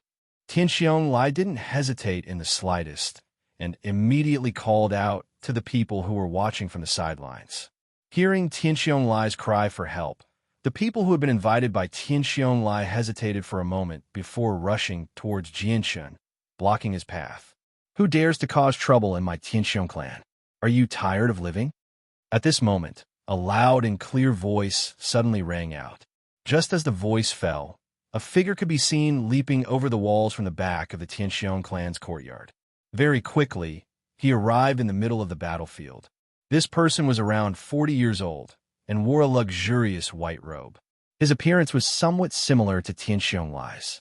When this person's gaze fell upon the battered Tianxiong Lai, his expression couldn't help but tighten. He quickly walked over to Tianxiong Lai and asked with concern, "Big brother, are you all right?" This person was Tianxiong Lai's younger brother, Tianxiong Daoyan. Tianxiong Lai slightly shook his head and said in a low voice, "I'm fine."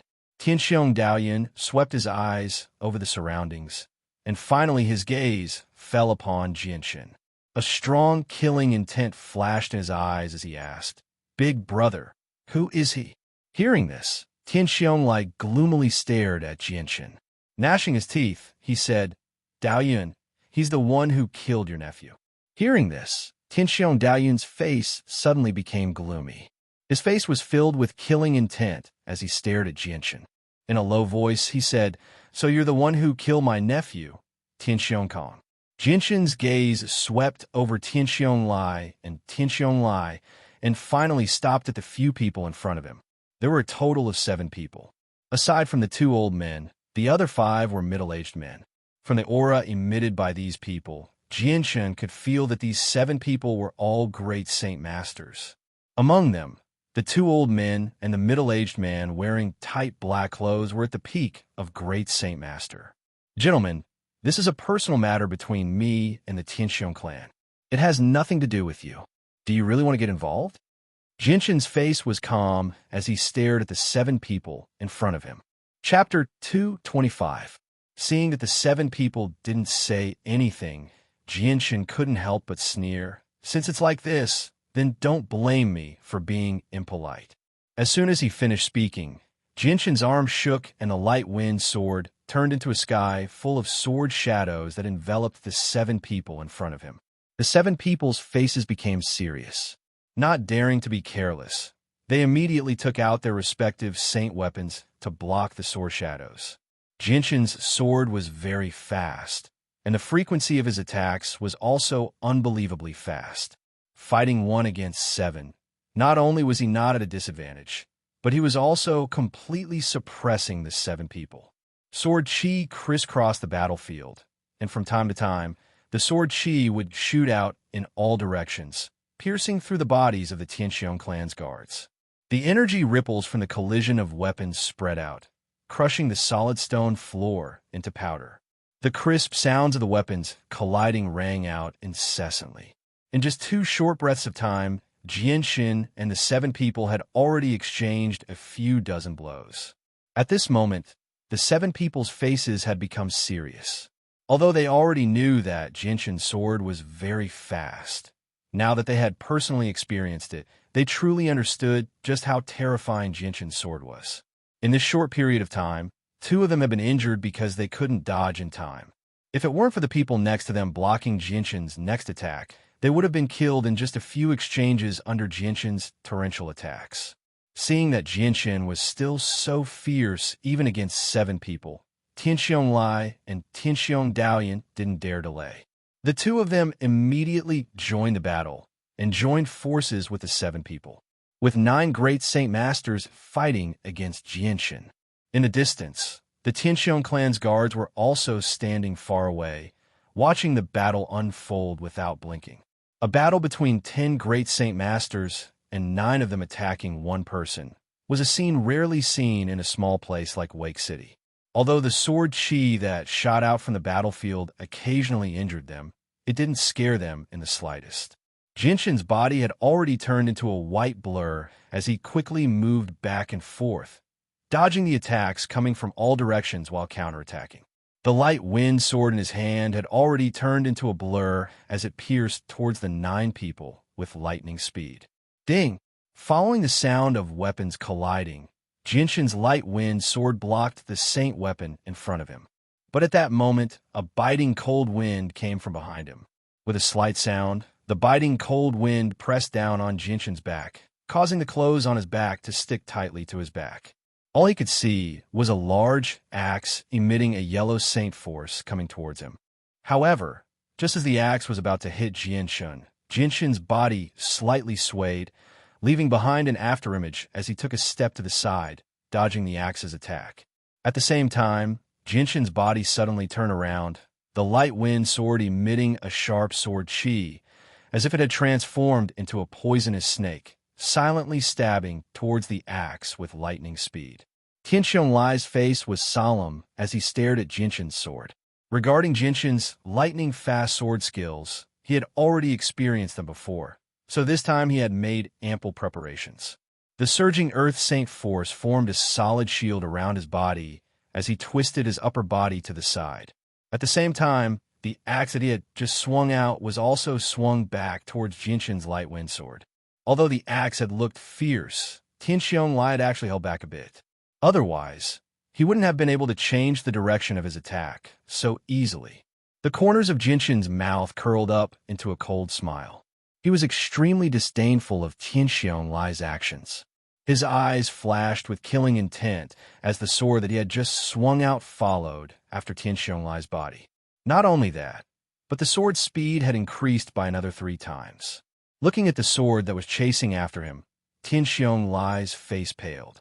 This was because he suddenly realized that he couldn't escape from this sword. When the sword's sharp tip came into contact with the Saint Force shield around Tianxiong Lai's body, it only paused for a moment. But in the next moment, the Earth Saint Force shield was shattered and the light wind sword returned to its original speed, piercing towards Tianxiong Lai's throat. However, just as Tianxiong Lai's life was hanging by a thread, a curved blade came through the air and heavily struck the light wind sword. The light wind sword that had been piercing towards Tianxiong Lai's throat was suddenly diverted. A few strands of black hair slowly floated down from Tianxiong Lai's chin. The short beard on his chin had actually been neatly cut off. Tianxiong Lai's forehead was covered with beads of sweat. If the curved blade had come just a bit later, he wouldn't have been able to stand there in one piece. Not only was Jianshan's sword extremely fast, but it was also extremely flexible. This had greatly exceeded Tianxiong Lai's expectations. At this moment, the other 7 also seized the opportunity when Jianshan's saint weapon had been knocked off course and struck out at the same time with great teamwork. 7 or 8 saint weapons slashed out from different directions without any order. The surging saint force from the saint weapons wove together in the air, forming an invisible net that locked down the surrounding space and sealed off all of Jianshan's paths of retreat. Jianshan coldly snorted. The light wind sword in his hand suddenly shook and turned into a blur as it pierced towards Tianxiong Lai. As for the other saint weapons that were attacking him from all directions, it was as if they didn't exist. Facing Jianshan's all-out attack, the Saint Master in front of him was only able to block 3 strikes before being forced back by Jianshan's light wind sword. As soon as the Saint Master was forced back, Jianshan's right foot stomped on the ground, and his body shot forward like a cannonball towards Tianxiong Lai. Following the sound of something breaking through the air, Jianshan's body shot forward. The remaining 6 saint weapons came slashing towards him from behind. One of the saint weapons almost brushed past Jianshan's clothes. Tianxiong Lai had just escaped from a dangerous situation, but he hadn't expected Jianshan to come so quickly. His face couldn't help but change color. Then, as if he knew that Jianshan's next attack was aimed at his throat, he immediately used the axe in front of him to block. The axe's wide surface covered his entire upper body. But in the next moment, Tianxiong Lai felt his Saint Force shield shatter once again. Following that, he felt a huge sense of danger. But this time, before he could even react, he felt a slight pain in his throat. He didn't know when, but Jianshan had already circled around to Tianxiong Lai's back. The light wind sword had directly pierced through Tianxiong Lai's throat. Chapter 2:26. Tianxiong Lai's face was filled with disbelief. Never in his wildest dreams would he have thought that Jianshan, who was as weak as an ant a year ago, would become so strong today. What was even more unbelievable was that he would actually die at his hands. Originally, when he found out that the person who had annihilated the Zhou clan was a youth named Jianshan, he immediately thought of the youth who had killed his son, Tianxiong Kong, a year ago. He thought that Jianshan had found a helper to annihilate the Zhou clan. Although Tianxiong Lai was surprised that Jianshan was able to annihilate the Zhou clan, which was not much weaker than the Tianxiong clan, he wasn't too worried. This was because the Tianxiong clan's strength was much greater than the Zhou clan's. If he could invite a few of his good friends over, then they would become an unrivaled force in Wake City. Therefore, early in the morning, Tianxiong Lai invited a few of his good friends, as well as the leaders of 2 clans that he had good relations with. Although he wanted to borrow their strength to deal with the possible help from Jianshan, it was more to prevent Jianshan from escaping.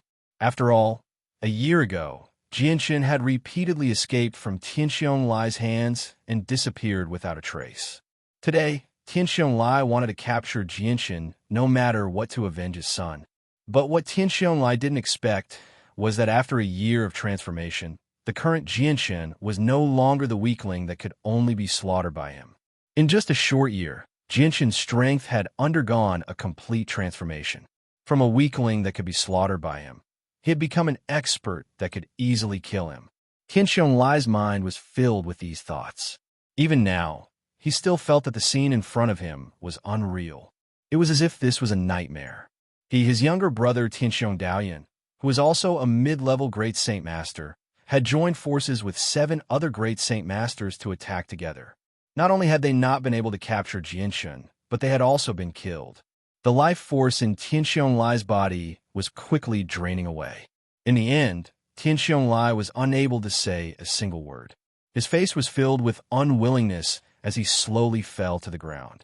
Tianxiong Daoyan and the other 7 Great Saint Masters who had been invited by Tianxiong Lai stared blankly at Tianxiong Lai as he slowly fell to the ground. Their eyes were filled with disbelief. Even the hundreds of Tianxiong clan's guards who had gathered around were all staring blankly at Tianxiong Lai, whose throat had been pierced by Jianshan's sword. The head of Wake City's #1 family, and a great Saint Master with the advantage of Earth attribute Saint Force had fallen in front of their eyes. Big brother. Suddenly, a voice filled with grief and indignation rang out from Tianxiong Daoyun's mouth. Tianxiong Daoyun charged at Jianshan with a face filled with grief, his huge sword brimming with Saint Force as he slashed at Jianshan's head. Seeing the furious Tianxiong Daoyun charging at him, Jianshan's eyes flashed with a cold light. His light wind sword transformed into a blurry sword image as it pierced towards Tianxiong Daoyun's saint weapon. When the two weapons collided, a crisp sound rang out as a shockwave of energy spread out in all directions. The two saint weapons were also repelled by the force of the collision. However, with a twist of his wrist, Jianshan cleverly dispelled the recoil from the light wind sword. Then, his sword turned into a silver light as it pierced towards Tianxiong Daoyun's throat. Seeing the light wind sword coming towards him, Tianxiong Daoyun endured the numbness in his arm. Ignoring the recoil from the light wind sword that had yet to dissipate, he immediately pulled back his sword and used it to block in front of him. The speed of Jianshan's sword was extremely fast. If Tianxiong Daoyun had been prepared, he would have been able to block one or two of Jianshan's attacks. But now that he had pulled back his sword, he could only block one or two of Jianshan's attacks. Just as Tianxiong Daoyun was about to use his sword to block, the light wind sword was already less than a foot away from the light wind sword. At this time, the light wind sword suddenly emitted a faint purple and green light. Although the purple and green light was very faint, it was mixed with the silver light of the light wind sword. It was like a bright lamp in the middle of the night. It was very eye-catching. Before the tip of the light wind sword could make contact with Tianxiong Daoyun's sword, the purple and green light on the light wind sword had already come into contact with the light wind sword. Tianxiong Daoyun's light wind sword, which was even harder than steel, had actually melted into a small crack. Following that, the light wind sword passed through the crack without any resistance. In front of the purple and green light, Tianxiong Daoyun's incomparably hard saint weapon was actually as weak as tofu. The light wind sword's sharp tip pierced through Tianxiong Daoyun's throat in front of his shocked and incredulous eyes. Seeing Jianshan's light wind sword pierce through Tianxiong's saint weapon and into his throat, the other 7 great saint masters who had yet to make a move opened their eyes wide. They stared at the light wind sword and Tianxiong Daoyun's light wind sword with a face full of shock. If Jianshan had been able to fight against 9 great saint masters by himself, then they would have been shocked. But at this moment, Jianshan had actually pierced through a great saint master's saint weapon without making a single sound. This caused them to be completely shocked. Once a saint weapon was taken out of the body, it would become extremely hard. Moreover, it would continuously increase in strength along with its wielder. When fighting against an opponent of the same level, no matter how hard the saint weapon collided, there wouldn't be any damage. If one wanted to damage an opponent's saint weapon, especially one that was in the hands of a great saint master, then even an earth saint master might not be able to do it. But Jianshan had so easily pierced through a great saint master's saint weapon without making a single sound. This scene caused the other 7 great saint masters to wonder if Jianshan was actually a peak heaven saint master.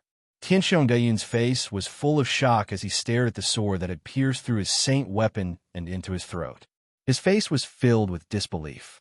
As his life was about to end, he only had one thought in his mind. Just how did Jianshan pierce through his saint weapon? No matter how much he wanted to ask this question, Tianxiong Daoyun's throat had been pierced through and he was unable to speak. In the end, he could only carry his confusion and unwillingness as he slowly fell to the ground. His empty eyes were wide open as he stared blankly in front of him, unable to rest in peace. Afterwards, Jianshan's gaze once again turned to the other 7 great saint masters. The killing intent in his eyes was not concealed at all. The hazy silver light on the light wind sword had unknowingly become even more intense, as if it was resonating with Jianshan's killing intent. Chapter 2:27. The 7 of them could feel the killing intent in Jianshan's heart. Their faces turned pale. If it was said that Jianshan's method of killing Tianxiong Lai had surprised them, then the method he used to kill Tianxiong Daoyun had completely frightened them. The saint weapon in Tianxiong Daoyun's hand was easily pierced through by Jianshan. This scene directly showed that if Jianshan really wanted to kill them, it would be as easy as pinching an ant to death. Although the saint weapon was a person's weapon, it was also linked to their lives. If the saint weapon was destroyed, then they wouldn't be able to survive. Even if they were lucky enough to survive, they would only be reduced to a cripple. The scene in front of them proved that if Jianshan wanted to destroy their saint weapon, it would be an extremely easy matter. When they thought about how they had been walking on the edge of life and death, they felt a burst of fear. At this moment, the 7 great saint masters no longer had the courage to fight in their hearts. The gaze they looked at Jianshan with was completely different from before. It was a gaze filled with fear, mixed with a little bit of panic. "Stop, little brother, please be merciful." Facing Jianshan's cold gaze, filled with killing intent, an old man hurriedly shouted. At the same time, the saint weapon in his hand disappeared. He had already given up on the idea of continuing to be enemies with Jianshan. Hearing this, Jianshan coldly snorted. "Show mercy? That sounds nice. I told you not to interfere in this matter before, but you insisted on getting involved. You can't blame me for this." Jianshan's words made the 7 people's faces turn ugly. The old man who spoke before opened his mouth again. "Little brother, this is a complete misunderstanding. We are not people of the Tianxiong clan. We were completely invited by the Tianxiong clan. As long as you let us go today, we will be endlessly grateful." "That's right, little brother. As long as you let us go today, we will be greatly grateful." Another old man hurriedly opened his mouth. At this critical moment, when their lives were in danger, they had already given up their noble status. Jianshan's method of killing Tianxiong Daoyun had already frightened them to the point that they lost the strength to resist. To them, preserving their lives today was more important than anything else.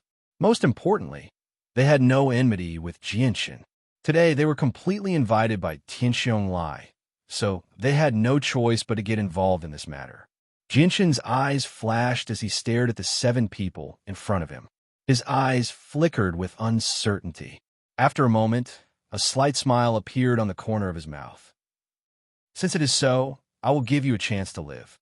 Hearing this, the 7 great saint masters' eyes, the 5 men's eyes, the desire to live.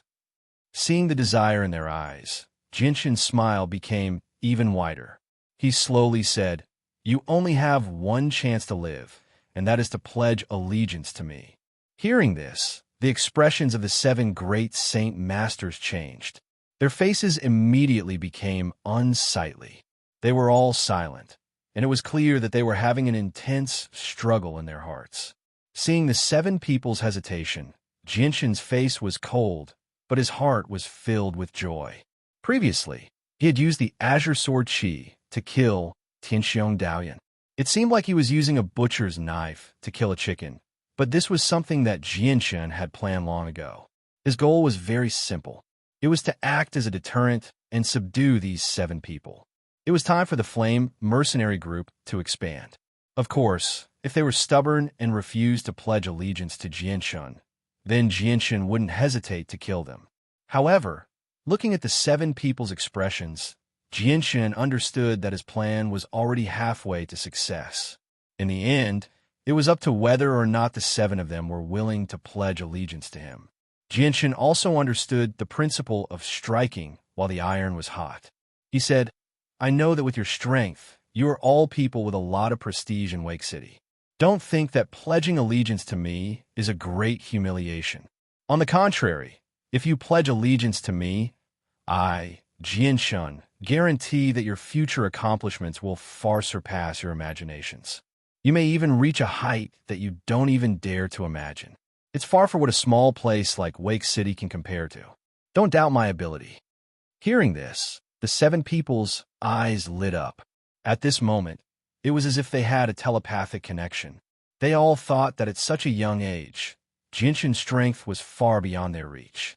Didn't this prove that Jianshan's identity wasn't simple? Of course, some of them even thought that Jianshan must be a disciple of a large family. Thinking up to here, the 7 people couldn't help but feel that pledging allegiance to Jianshan wasn't something that they would be embarrassed about. Instead, it was a great opportunity in front of them. If they followed Jianshan, they might be able to reach a height that they didn't even dare to imagine. Okay, I, Vaz, represent Wake City's Dare family to pledge allegiance to Master. From now on, I will follow Master's lead. The old man who spoke first was the first to agree to Jianshan's request. Hearing this, Jianshan's face couldn't help but reveal a trace of happiness. I, Kai Air, represent the Kai family to pledge allegiance to Master. From now on, I will follow Master's orders. The second old man also spoke. The smile on Jianshan's face became even wider. He never thought that one of the two old men would represent the Kai family, while the other would represent the Dare family. Although these two families weren't as famous as the Tianxiong family or the Zhou family, Jianshan had still heard of them. What about the 5 of you? Following this, Jianshan's gaze turned to the other 5 middle-aged men. Great Saint Masters could already be considered pretty good fighters on the Tianyuan continent. If he could rope them in, Jianshan really didn't want to kill them. This was because there was no one else in the Flame Mercenaries other than himself and Ming Dong. If he wanted to bring the Flame Mercenaries to greater heights, the only way was to expand their strength. Okay, I'm willing to pledge allegiance to you. However, I can't guarantee our brothers in the mercenary group.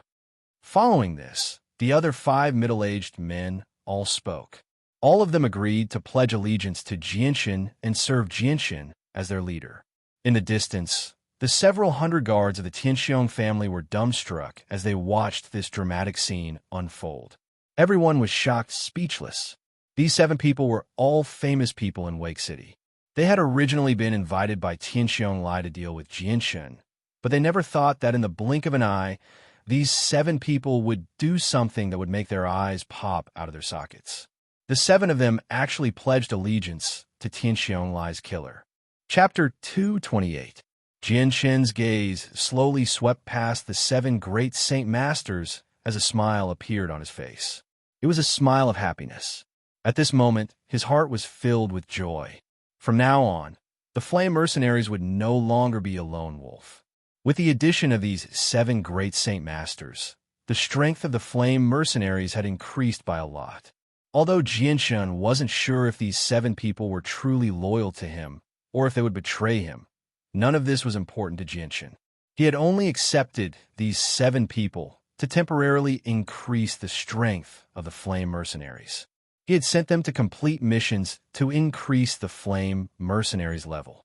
It could be said that Jianshan was only using them. As for whether or not he would use them in the end, that would take a long time.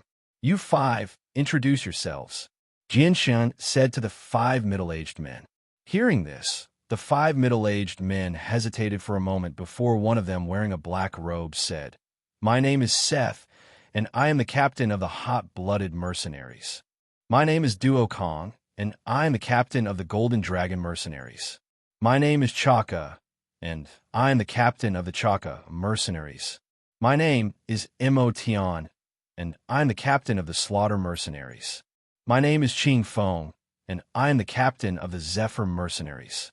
The 5 middle-aged men reported their names one by one, but after hearing their self-introductions, Jianshan was secretly surprised.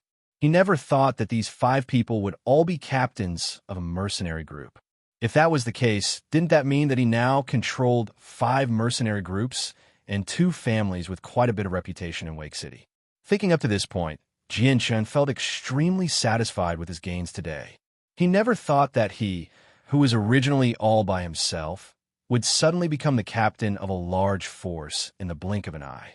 Of course, Jianshan also knew that although this force was very powerful in Wake City, it was nothing in the Tianyuan continent. Qingfeng, the Qingfeng mercenaries. When Jianshan heard the last person report his name, a look of surprise flashed through his eyes. This name was actually the same as the name of his sword. This was just too much of a coincidence. Jianshan took a deep look at the middle-aged man named Qingfeng. This middle-aged man was around 40 years old and had a scholarly appearance. He wore a white robe and had a head of long black hair that casually draped over his back. When the wind blew, it caused a few strands of hair to flutter in the wind. The two eyebrows above his eyes looked like sharp swords, and when paired with his bright and spirited eyes, they gave off a feeling of sharpness. Slowly moving his gaze away from Qing Feng, Jinshin's gaze swept across the group of dumbfounded guards in the distance.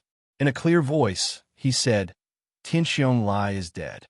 From now on, there is no longer a Tianxiong clan in Wake City. I know that many of you are guards that the Tianxiong clan spent a lot of money to hire. Today, I am in a good mood and do not wish to kill the innocent. You may all leave." Hearing this, the several hundred guards seemed to have awoken from a dream. Each and every one of them looked at Jianshan, the 7 Saint Masters, and the dead Tianxiong Lai brothers with a complicated expression. The entire area was silent, to the point that it was somewhat strange. "Thank you, great hero, for not killing us. Thank you, great hero, for not killing us." After a while, the strange silence was finally broken. Many people bowed to Jianshan and loudly expressed their thanks. Finally, they returned to their own residences and packed their things before leaving without any reluctance. Very quickly, the several hundred guards of the Tianxiong clan left one after another. In the end, only about 40 people remained in their original positions, unwilling to leave. Jianshan looked at these people and couldn't help but frown. "Why are you still here?" Hearing this, the dozens of guards were silent for a while. Soon after, a tall and sturdy man walked out with large strides. His eyes were fixed on Jinshin's youthful face as he said, "Great hero, I wish to follow you. Can you accept me? Follow me?" Hearing this, Jinshin's eyes revealed a trace of surprise. He carefully sized up the man who spoke. This man was about 30 years old and had a tall and sturdy body. He was at least 2 meters tall and had a bare waist and a tiger's back. His sturdy muscles gave off an explosive feeling. From this person's aura, Jinshin could roughly estimate that this person had the strength of a Saint Master. Jinshin nodded slightly and said, "Since you are willing to follow me, you can come with me to the mercenary union to register and join my mercenary group." Hearing this, the man immediately revealed a look of joy and hurriedly said, "I will do as you say, great hero. Great hero, I'm also willing to follow you and join a mercenary group. Great hero, take me in as well. I am willing to follow by your side." Soon after, the remaining dozens of mercenaries also opened their mouths. Unexpectedly, all of them wanted to follow Jianshan. Although Jianshan had killed Tianxiong Lai, most of them were recruited by Tianxiong Lai with money. It could be said that they had a completely cooperative relationship with Tianxiong Lai. Therefore, Tianxiong Lai's death didn't affect them in the slightest, and they wouldn't shift their hatred to Jianshan because of this. As for their pleas, Jianshan accepted them all with a smile. The strength of these people was generally around the Great Saint realm, and there were also a few Saint Masters. With these people joining, the Flame Mercenary Group's strength would increase by a lot. Although Jianshan didn't know if any of them had ulterior motives or had other motives, this wouldn't cause the slightest bit of hindrance to the current scale of the Flame Mercenary Group. Currently, the Flame Mercenary Group was in urgent need of manpower. Once the Flame Mercenary Group's strength stabilized, he would think of a way to clean up all the malignant tumors within. Apart from Tianxiong Lai and Tianxiong Daoyan, is there anyone else in the Tianxiong clan? Jianshan looked at the 40 people who had all surrendered to him and asked. As soon as Jianshan's voice fell, the burly man who had first suggested following Jianshan immediately replied, "Yes, Tianxiong Lai and 3 other women. They all live in the back courtyard. Great hero, please wait a moment. I will go and capture them all." With that, the burly man ran towards the back courtyard. Afterwards, a few of the more quick-witted people seemed to want to take advantage of this opportunity to perform well in front of Jianshan. They followed closely behind the burly man and ran towards the back courtyard. Seeing these people leave, the faces of a few of the remaining 40-plus people immediately became somewhat gloomy. Sharp killing intent flashed in their eyes as they looked at the few people who had left. Jinshin's gaze swept past these people without leaving a trace, the corner of his mouth curling into an imperceptible sneer. Jianshan had already clearly remembered their appearances. However, Jianshan didn't do anything to these people. To him, these people could still be used well. It wouldn't be too late to deal with them after they had lost their value. Let me go. Let me go. Along with the exclamations of several women from afar, the people who had left earlier escorted 3 women from afar. 2 of them were middle-aged women who were about 30 years old, and the other was a young girl who was about 20 years old. She was quite pretty. Great hero, these 3 are Tianxiong Lai's women. These 2 have followed Tianxiong Lai for many years. As for the younger one, Tianxiong Lai just married her 2 years ago. But Tianxiong Daoyan is a little strange. He doesn't seem to have a wife. Without waiting for Jianshan to ask, the burly man took the initiative to introduce the 3 women to Jianshan. Good. Jianshan nodded slightly. He was very satisfied with the burly man's actions. He didn't think that this burly man would be so meticulous. The 3 women's faces were deathly pale as they looked at the bloody scene, especially when they saw the corpses of Tianxiong Lai and Tianxiong Daoyan. Their eyes were filled with disbelief. The burly man looked at Jinshan's face, and a giant axe appeared in his hand. He placed it on the neck of one of the women and asked, "Great hero, these 3 are Tianxiong Lai's women. Do you want to kill them all?" "Don't kill me, don't kill me. I beg you, don't kill me." Hearing this, the 3 women's faces turned pale with fright. Perhaps they knew that Jianshan was the backbone of this place. They looked at Jianshan with a pair of pitiful eyes. Crystal clear tears rolled down their cheeks as they begged for mercy. Looking at the pleading eyes of the 3 women, Jianshan secretly sighed. He waved his hand and said, "Fine, let them go." Jianshan couldn't bear to kill these 3 weak women. After all, he wasn't a cold-blooded and heartless person. Yes, great hero. The burly man didn't have the slightest objection to Jianshan's order. He immediately removed the giant axe from the neck of one of the women. Afterwards, Jianshan brought a large group of people and left the Tianxiong clan. The matter of the Tianxiong clan could be said to have been perfectly resolved. The Tianxiong clan hadn't been established for long and couldn't be compared to those clans that had been around for hundreds of years. Therefore, the true backbone of the Tianxiong clan was the 2 brothers, Tianxiong Lai and Tianxiong Daoyan. The news of the Tianxiong clan's destruction quickly spread throughout Wake City. This matter caused a huge uproar in the city. It was so big that it was even bigger than the Zhou clan's destruction. Chapter 229. Jianshan led the 40 people to the mercenary union at the center of Wake City. He planned to recruit all of them into the Flame mercenary group. "Hero, how should we address you in the future?" The large man behind Jianshan asked. "My name is Jianshan. Once all of you join my mercenary group, you can call me Captain." Jianshan said indifferently. He then turned to the large man behind him and said, "I still don't know your name." Hearing this, the large man chuckled. "My name is Xiong Tai. Captain, you can call me to Xiong." "Okay." Jianshan nodded slightly. He looked at the 5 captains and said, "What do you plan to do with your mercenary groups?" The 5 middle-aged men hesitated for a while. Duo Kong said, "Since we plan to follow you in the future, you should make the decision." Jianshan frowned and thought for a while. He said, "When we return, you can all disband your mercenary groups. As for the people in your groups, those who are willing to stay can join my Flame mercenary group. Those who are unwilling can leave. However, you must keep those who are stronger or have better talent. Do you understand?" "Understood." The 5 of them replied in a low voice. After a slight pause, Jianshan continued, "I know that disbanding your mercenary groups will be difficult for you, but don't worry. You followed the right person. In the future, our Flame mercenary group will definitely shake the entire Tian Yuan continent." Towards the end, Jianshan's eyes were filled with determination. It was a determination that would not give up until he reached his goal. However, his words were only a joke in the ears of the others. None of them took it seriously. In order to turn an unknown mercenary group into a super mercenary group that could shake the entire Tian Yuan continent, they had to go through a lot of hardships. Not to mention anything else, just the current strength of the Flame mercenary group was still miles away from this goal. "Captain, then what should our Doer clan and Kai clan do? Although our 2 families aren't weak, we aren't like the mercenary group that only develops our military force. Our 2 families are more focused on the development of business. If we disband like the mercenary group, then the loss in business will be very big, Kyle said. Hearing this, Jianshan also fell silent. Kyle was right. Although the Kai clan and the Doer clan possessed a certain amount of strength, they focused on business.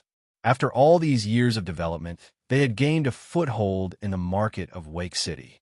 If they were to disband like this, all the hard work they had over the years would be wasted. Jianshan thought about it for a long time. In the end, he decided to let the Doer clan and the Kai clan continue to develop in the same direction.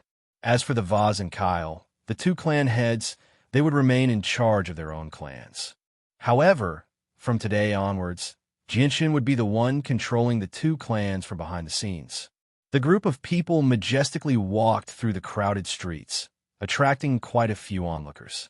The 7 great Saint Masters in the group had a certain amount of prestige in Wake City.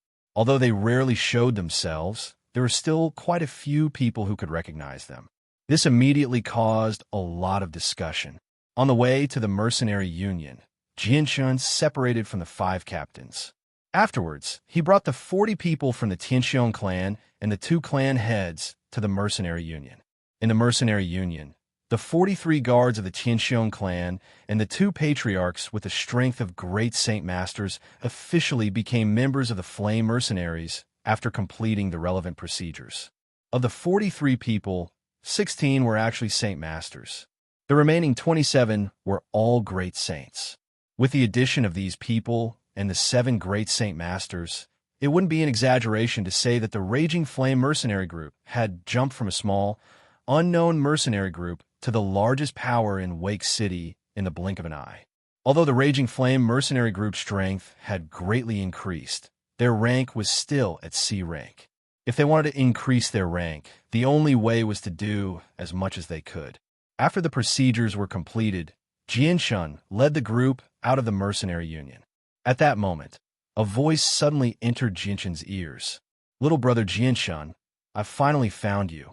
Hearing this, Jianshan, who was just about to step out of the mercenary union, couldn't help but stop. He subconsciously looked towards the direction of the voice and saw the leader of the loyal mercenary group, Hedav, running towards him with an excited expression on his face. It hadn't even been a day since they parted ways. When he arrived in front of Jianshan, Herdolf looked at the people behind Jianshan with a surprised expression. His gaze then focused on Jianshan as he said, "Little brother Jianshan, I have a presumptuous request. I don't know if you can agree to it." Jianshan faintly smiled and said, "Captain Herdolf, if there's anything you need, just say it." Jianshan's impression of Herdolf was quite good, so he was quite polite to him. "Little brother Jianshan, I want to join your mercenary group and follow you everywhere. I don't know if that's possible." When he said this, Herdolf's expression was somewhat awkward. He was already close to 50 years old, but now he had to follow a young man who was only in his 20s. How could he not feel awkward? Hearing Herdolf's words, Jianshan's eyes revealed a trace of surprise. Herdolf's request had indeed far exceeded Jianshan's expectations.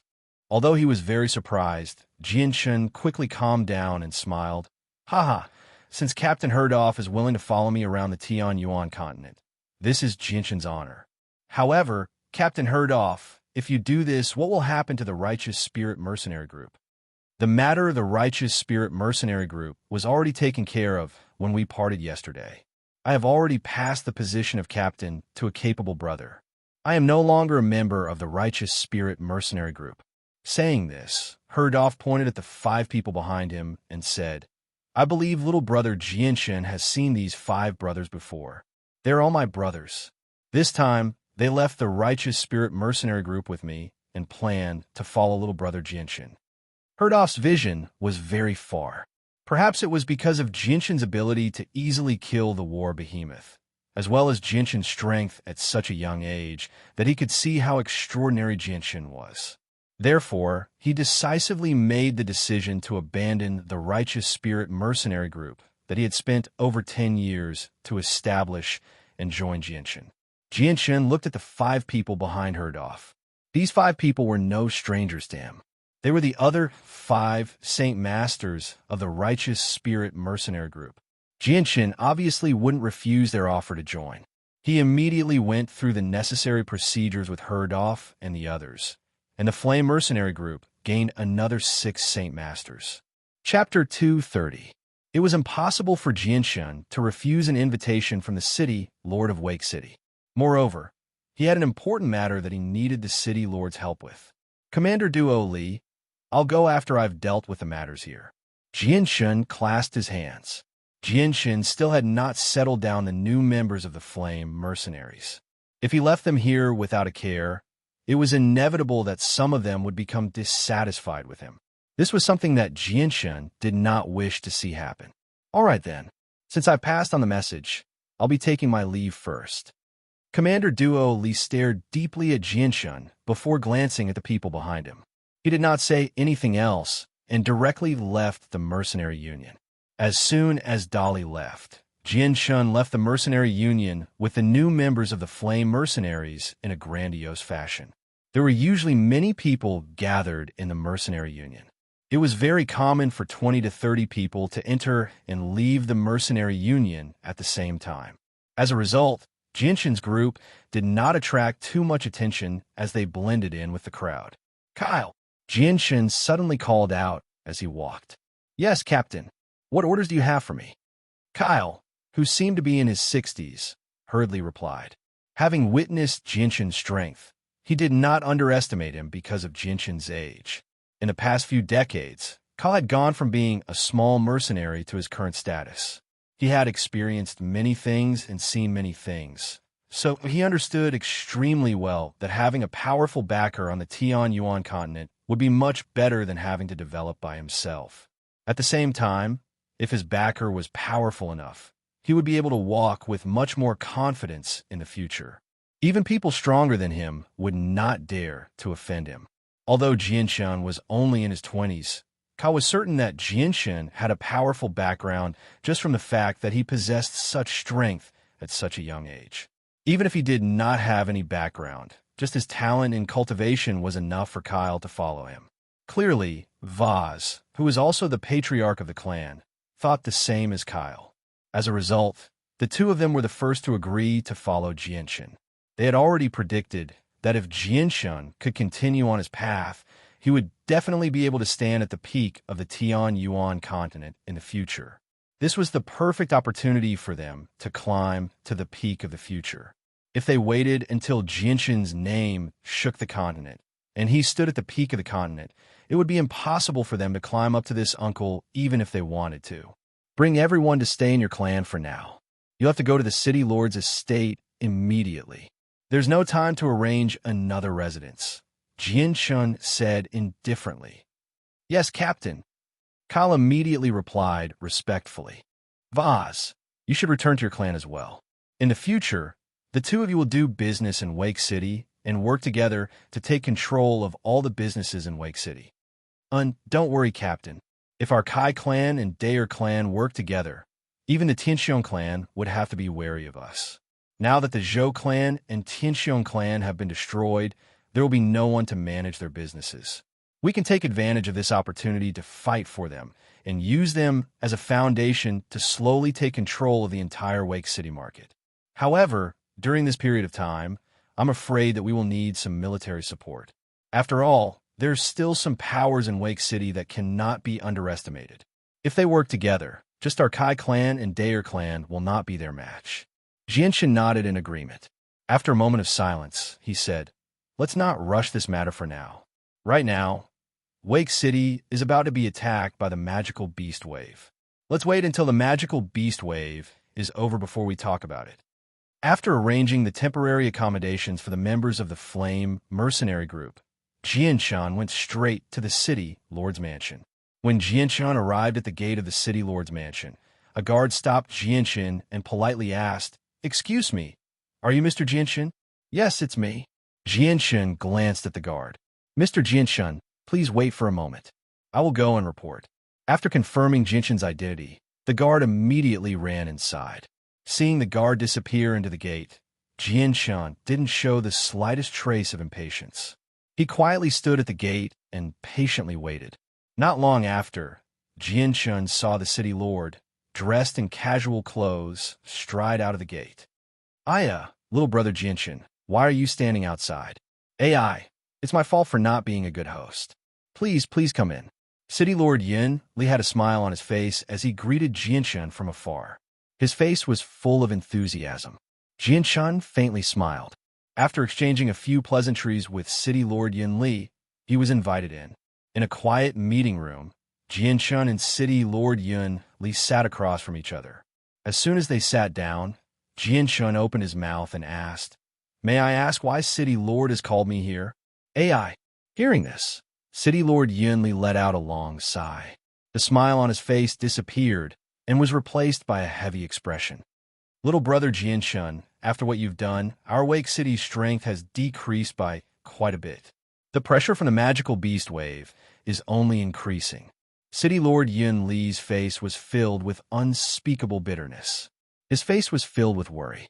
Hearing this, Jinshin faintly smiled and said, "City Lord, please allow me to ask if there have been any cases of Class 5 magical beasts in the past." City Lord Yin Li's expression became heavy after hearing Jinshin's words. He said there have been. The magical beast mountain range attacks Wake City almost every 10 or 20 years. According to the records, since the founding of Wake City, there have been more than 20 magical beasts. During that time, there have been 5 Class 5 magical beasts. Out of these 5, the first 4 of them caused considerable damage to Wake City. We paid an extremely heavy price to kill the Class 5 magical beast. But the last Class 5 magical beast attack, because we notified Royal City in time, Royal City sent Earth Saint Masters to deal with the Class 5 magical beast. That's why the last Class 5 magical beast attack didn't cause too much damage to us. Oh, so that means the chances of a Class 5 magical beast appearing aren't very high. Jinshin muttered in a low voice. Then, a confident smile appeared on his face. City Lord Yin Li, you can rest assured that Jinshin will definitely do his best to help Wake City defend against the magical beast attack. As long as no Class 5 magical beast appears this time, there shouldn't be too much of a problem. Although we lost Tianxiong Lai and the other 2 great Saint Masters, I alone will be able to make up for their losses. In fact, I might even be able to surpass them. Haha, with little brother Jinshin's words, I can relax a lot. I believe that little brother Jinshin isn't the kind of person to speak without thinking. City Lord Yin Li's tightly knitted eyebrows also relaxed after hearing Jinshin's words. Although he hadn't personally witnessed Jinshin's strength, he was very clear in his heart. The destruction of the Tianxiong clan and the Zhou clan was the best evidence. City Lord, something bad has happened. Right at this moment, a loud shout mixed with a bit of panic came from outside.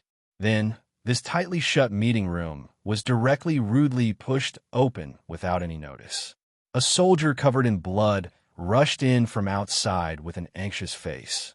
"City Lord, something bad has happened. Our small scouting team was carrying out a scouting mission in the Magic Beast Forest when we suddenly discovered a level 5 magic beast. Apart from me, who was lucky enough to escape, the rest of our team were all killed." As soon as the soldier entered the meeting room, he immediately reported while panting. Chapter 231. What? A Class 5 magical beast? The soldier's words were like a clap of thunder in the silent meeting room. Hearing this, Yin Li's expression changed, and he immediately stood up from his chair.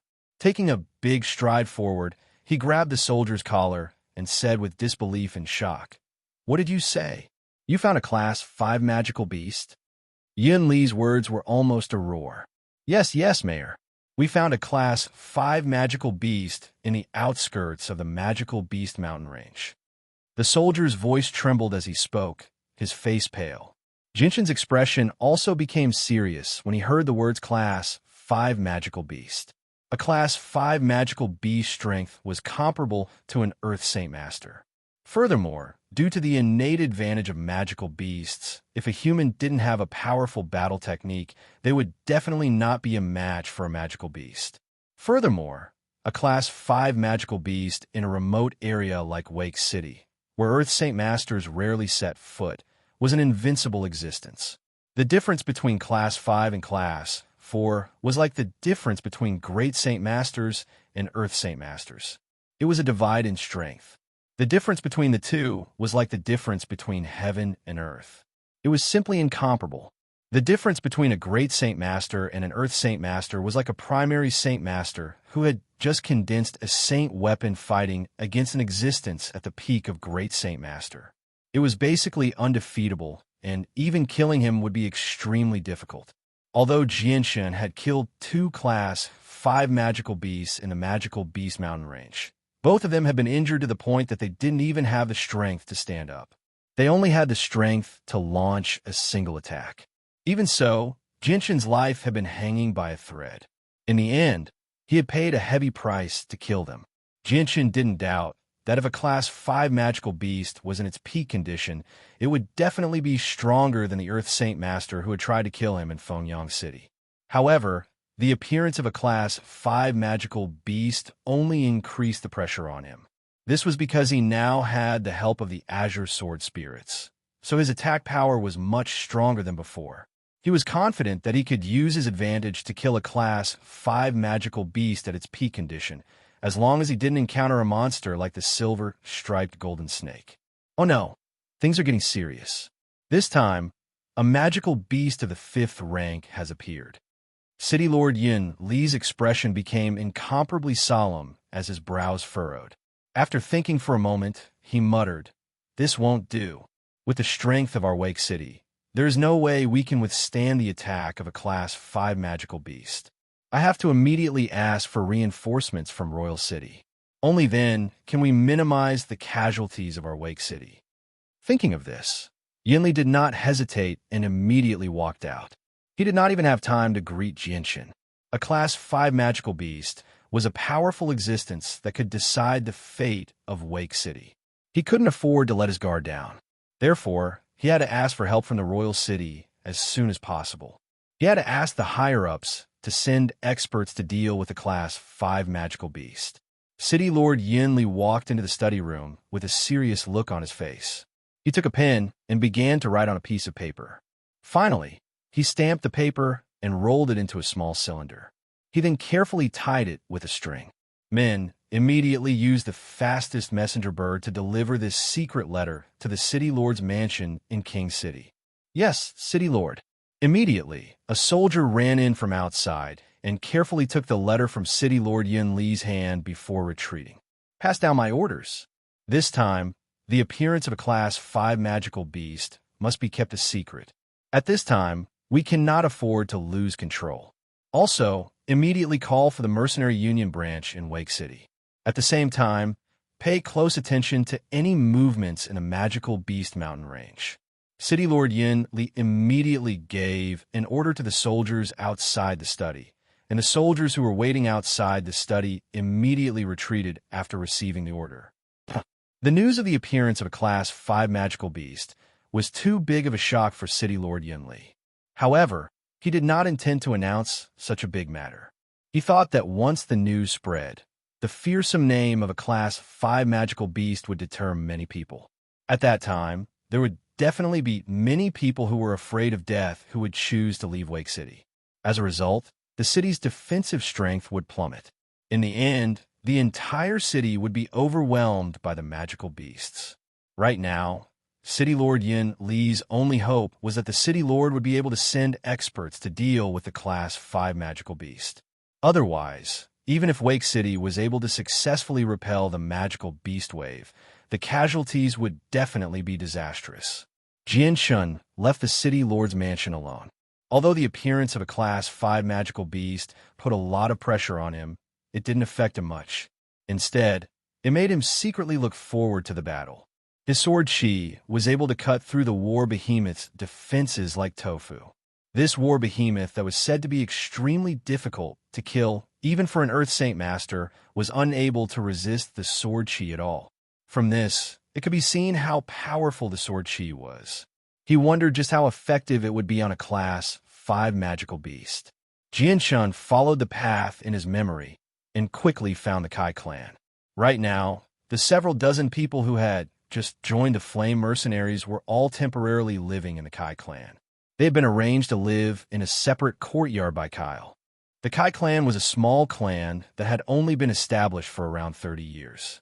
In terms of background, they could not compare to the Zhou clan. Thus, the Kai clan only had around 100 guards and martial artists. Jianchun was personally led by the armored clan's patriarch, Kyle. Under the astonished gazes of the patrolling guards, he went straight to the courtyard where the flame mercenaries were living. The courtyard was a courtyard. Aside from the main entrance, there were houses on all three sides. In the middle of the courtyard was a patch of grass. At this moment, the several dozen people who had just joined the flame mercenaries were sitting in groups of 3 to 5 and conversing with one another. Jinshin's arrival immediately caused everyone to stop talking. One by one, they stood up from the ground and politely called out to Jianshan, "Captain, Captain." Jianshan indifferently glanced at the people around him and said, "Seth, Duo Kong, Chaka, Ma Tian, and Qing Feng still haven't arrived? Captain, the 5 of them still haven't arrived. They must still be dealing with their own mercenary groups," said a young man around 30 years of age. However, just as he finished speaking, a servant of the Kai clan hurriedly ran over from the distance. He looked at the several dozen men in the courtyard with some surprise. In the end, he whispered to Kyle, who was standing behind Jianshan, Patriarch, the Golden Dragon mercenaries, the Charm mercenaries. Without waiting for the servant to finish, Kyle waved his hand and said, "I understand. You may leave." "Yes, Patriarch,"